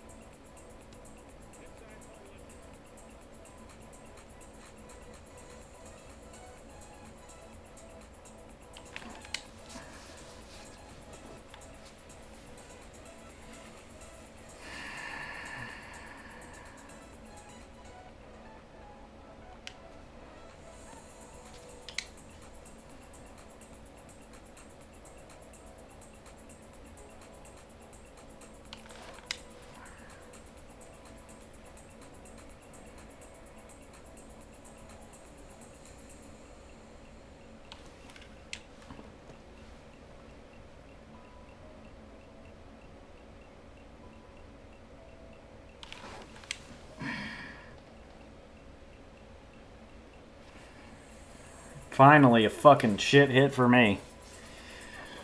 One swing gets us back in the game now. I have to take a good swing for that, though. That was it. Yep, middle cutter. Would have been it.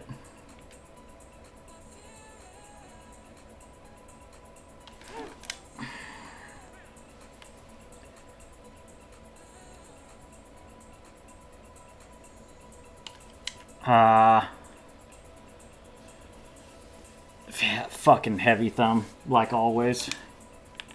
I wanted to try to check swing, but I just was way too hard on the fucking stick to get it.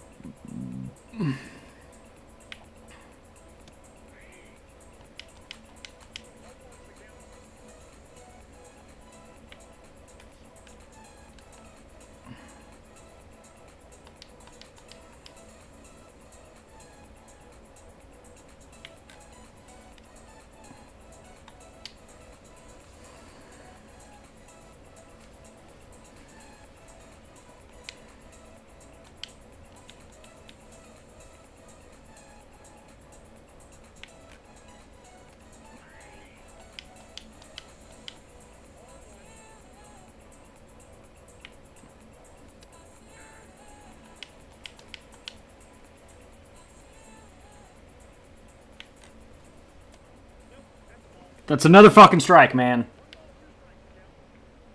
It's like the 12th one this game that's touching the whole last strike zone, and you're just like, nah, ball.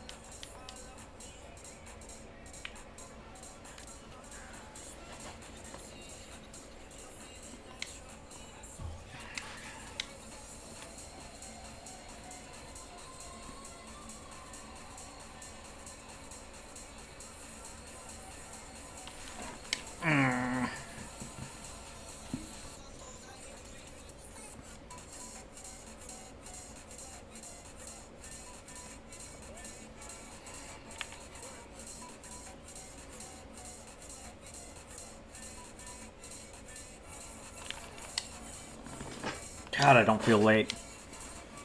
Shows that I haven't played online in a week and a half, though.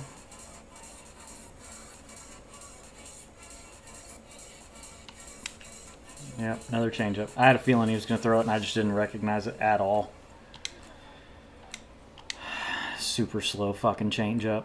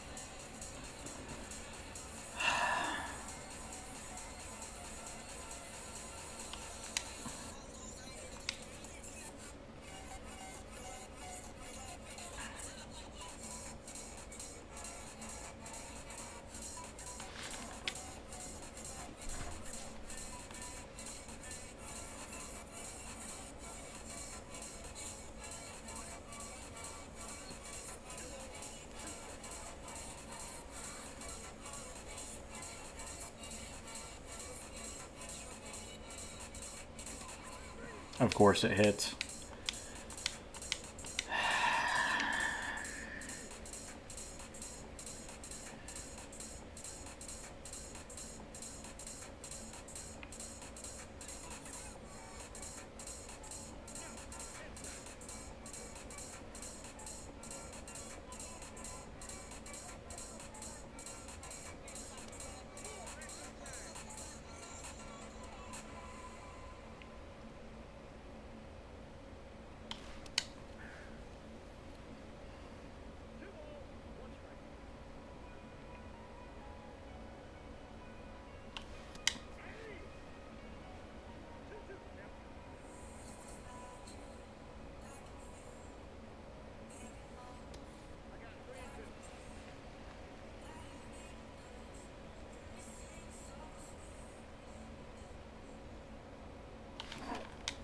Perfect out. Script just gonna keep writing itself, I suppose.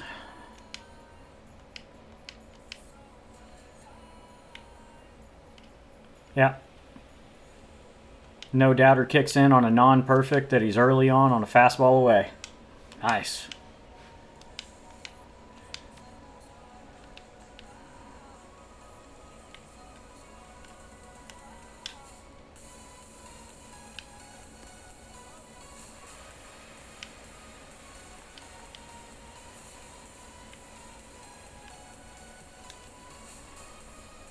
Oh, we're just not going to lift our glove. Cool. We're not going to throw the ball in either. I literally preloaded a throw, and nobody wants to pick it up and throw it in. Cool. Cool.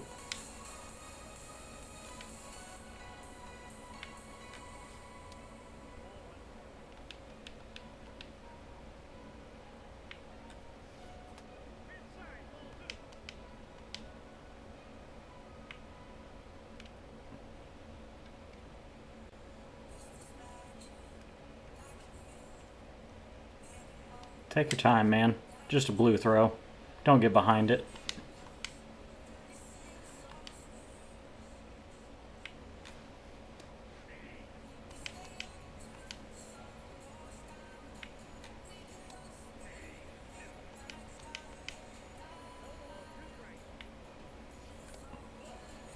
Not a swing. Not a swing, man. What are you talking about? He's swung at everything all game. Why would that be a swing?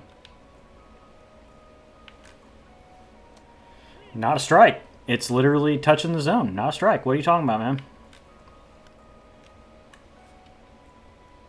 That feels like the slowest 99 speed I've ever had in the field.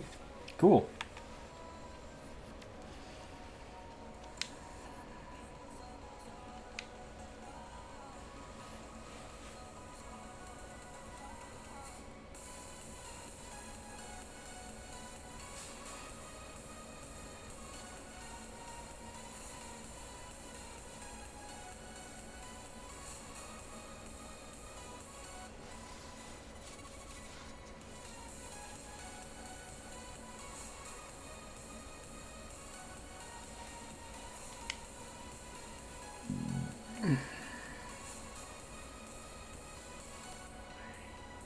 Excellent.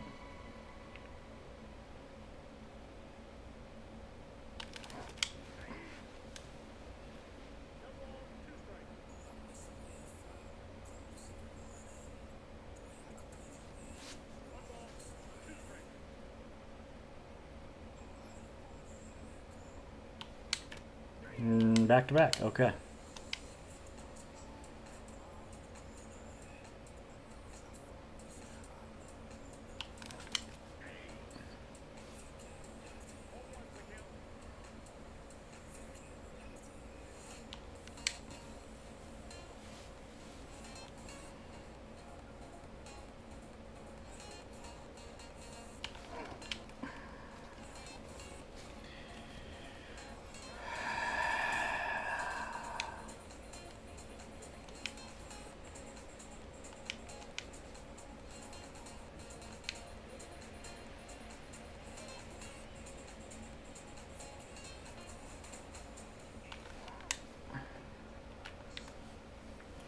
Super early at the first sinker that I swung at, and then late on that one. Nice. Nice.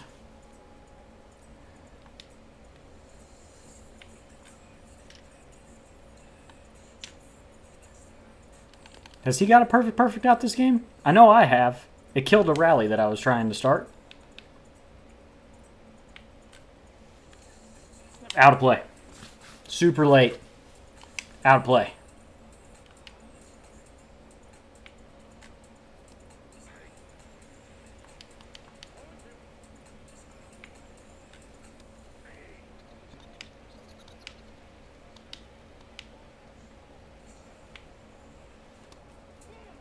Not a swing. Nice.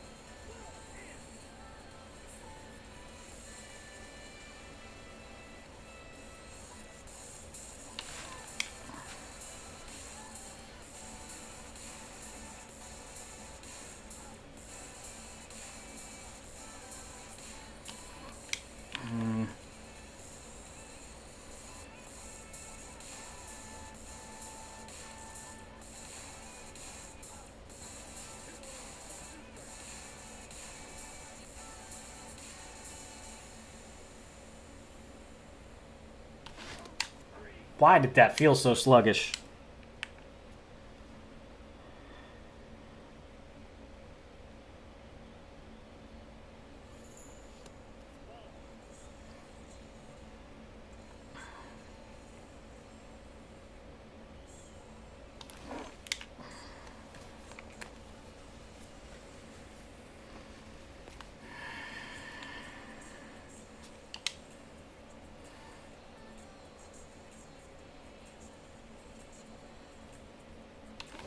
Oh.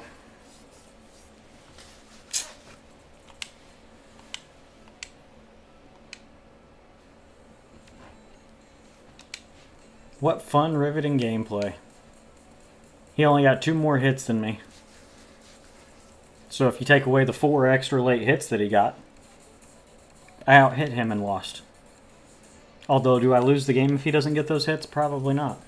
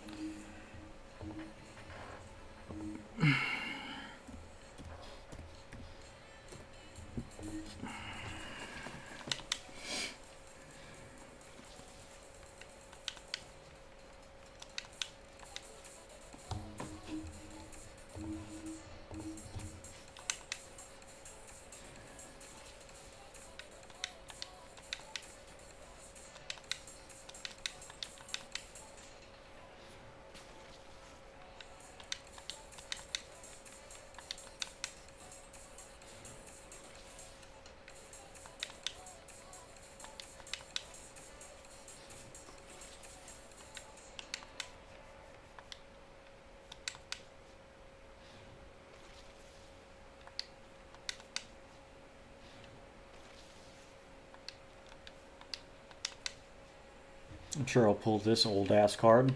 No, maybe not. What do you know?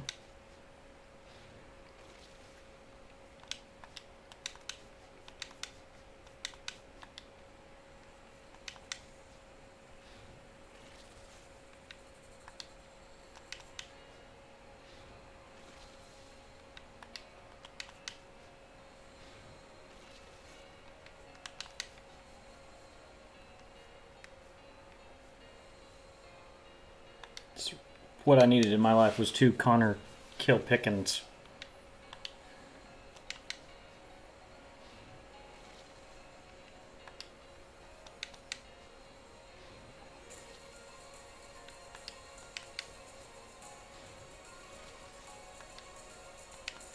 A first headliner pack, because I need another Tanner Hawk tool in my life. Thank God I at least didn't pull it. Yeah, I'll hang on to you. You're playing out of your mind right now.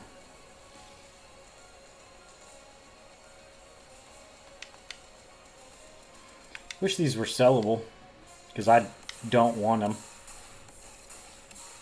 I've got 2 of each now.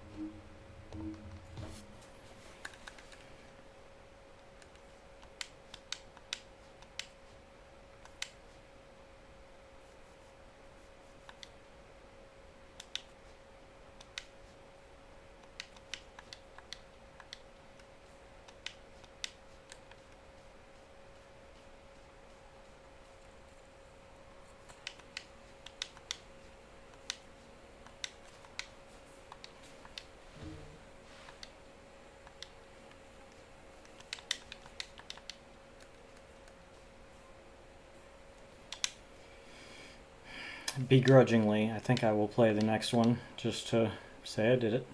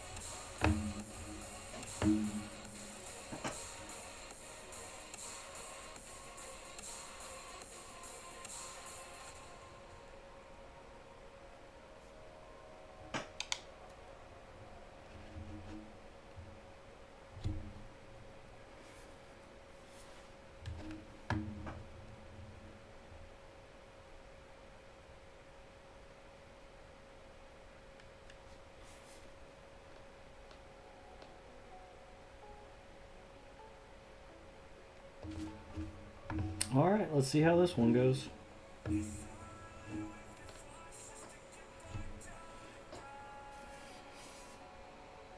He's got some good cards. Outdated starting pitcher. Soto's a little dated, but it's a Soto card. A lot of people love Soto and will use him until a new Soto comes out, so not surprising.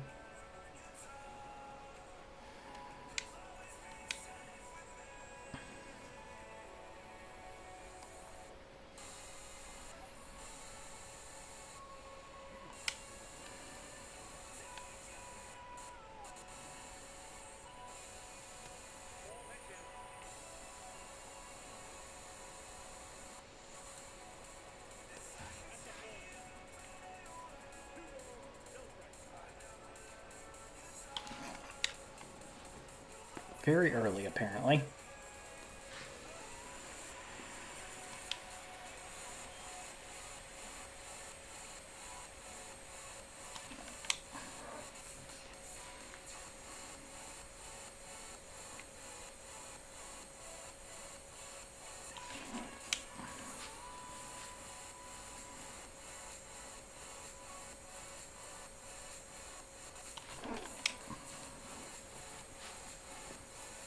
Ooh, we've got Schwarber in left. And Acuna out of position in center. We have the worst defensive outfield ever. Willie Castro in right. Who can play center better than that Acuna? Just because he's not as fast doesn't mean anything.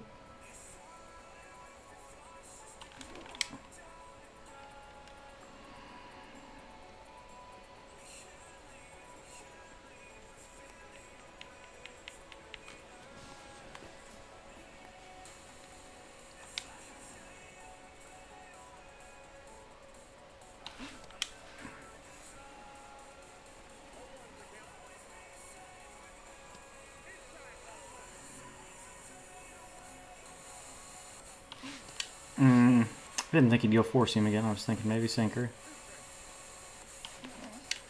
That looked like four seam out of the hand. Good lord.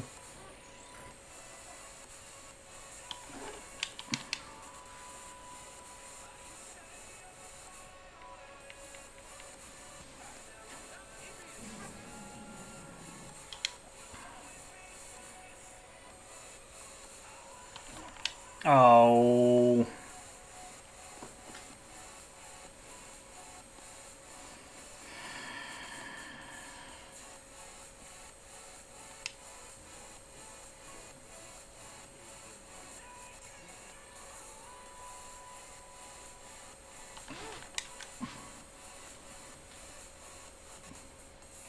Big fan of the sinker away, huh, bud?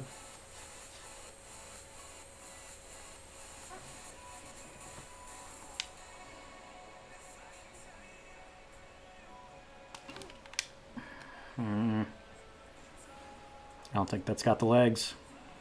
Nope, ties at the wall. That sucks. Good first inning.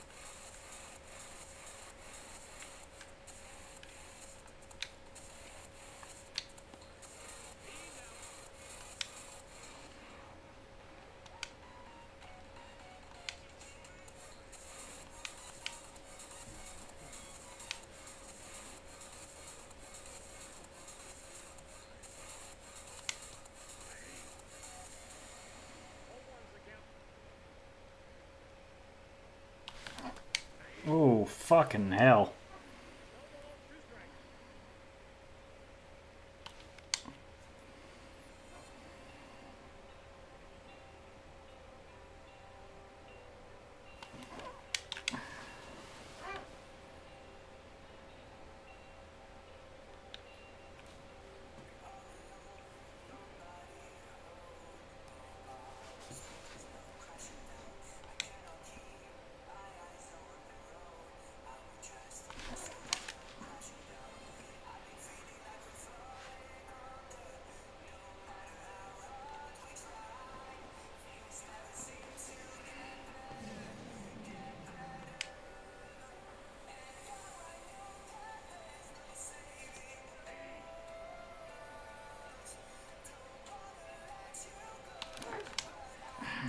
Beat it into the ground.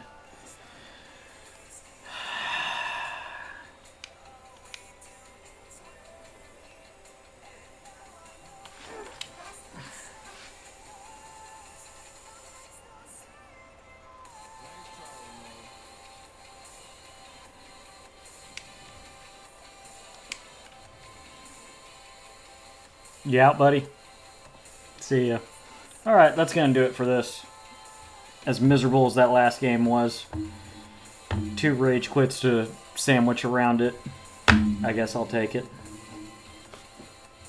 Thanks for coming out.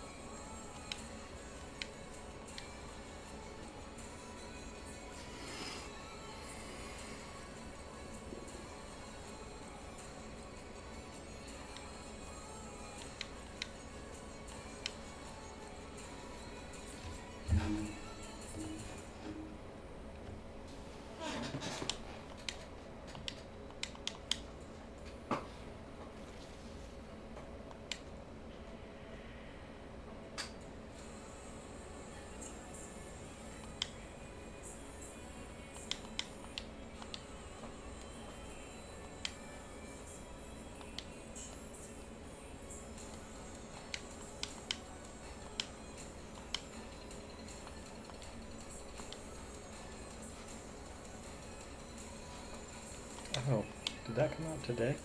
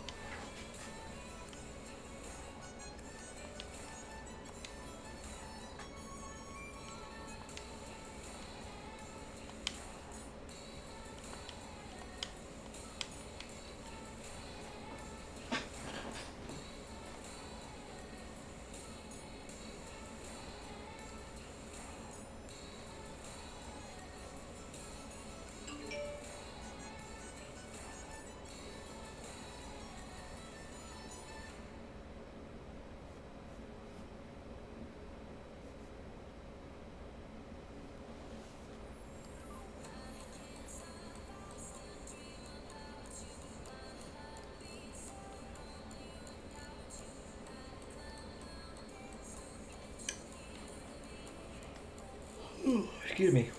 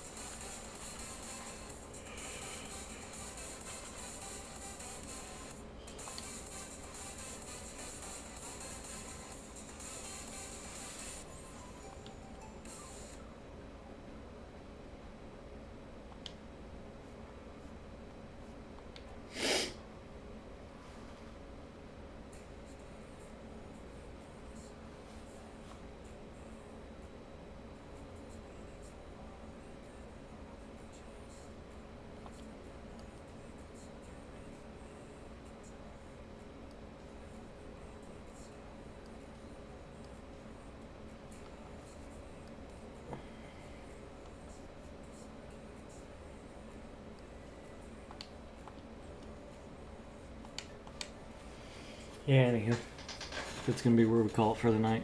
I'm zoned out and gotta get up early for a new washer and dryer getting delivered. So, appreciate everybody hanging out back this weekend. Hit the streams a little bit better this weekend. Thanks for coming out.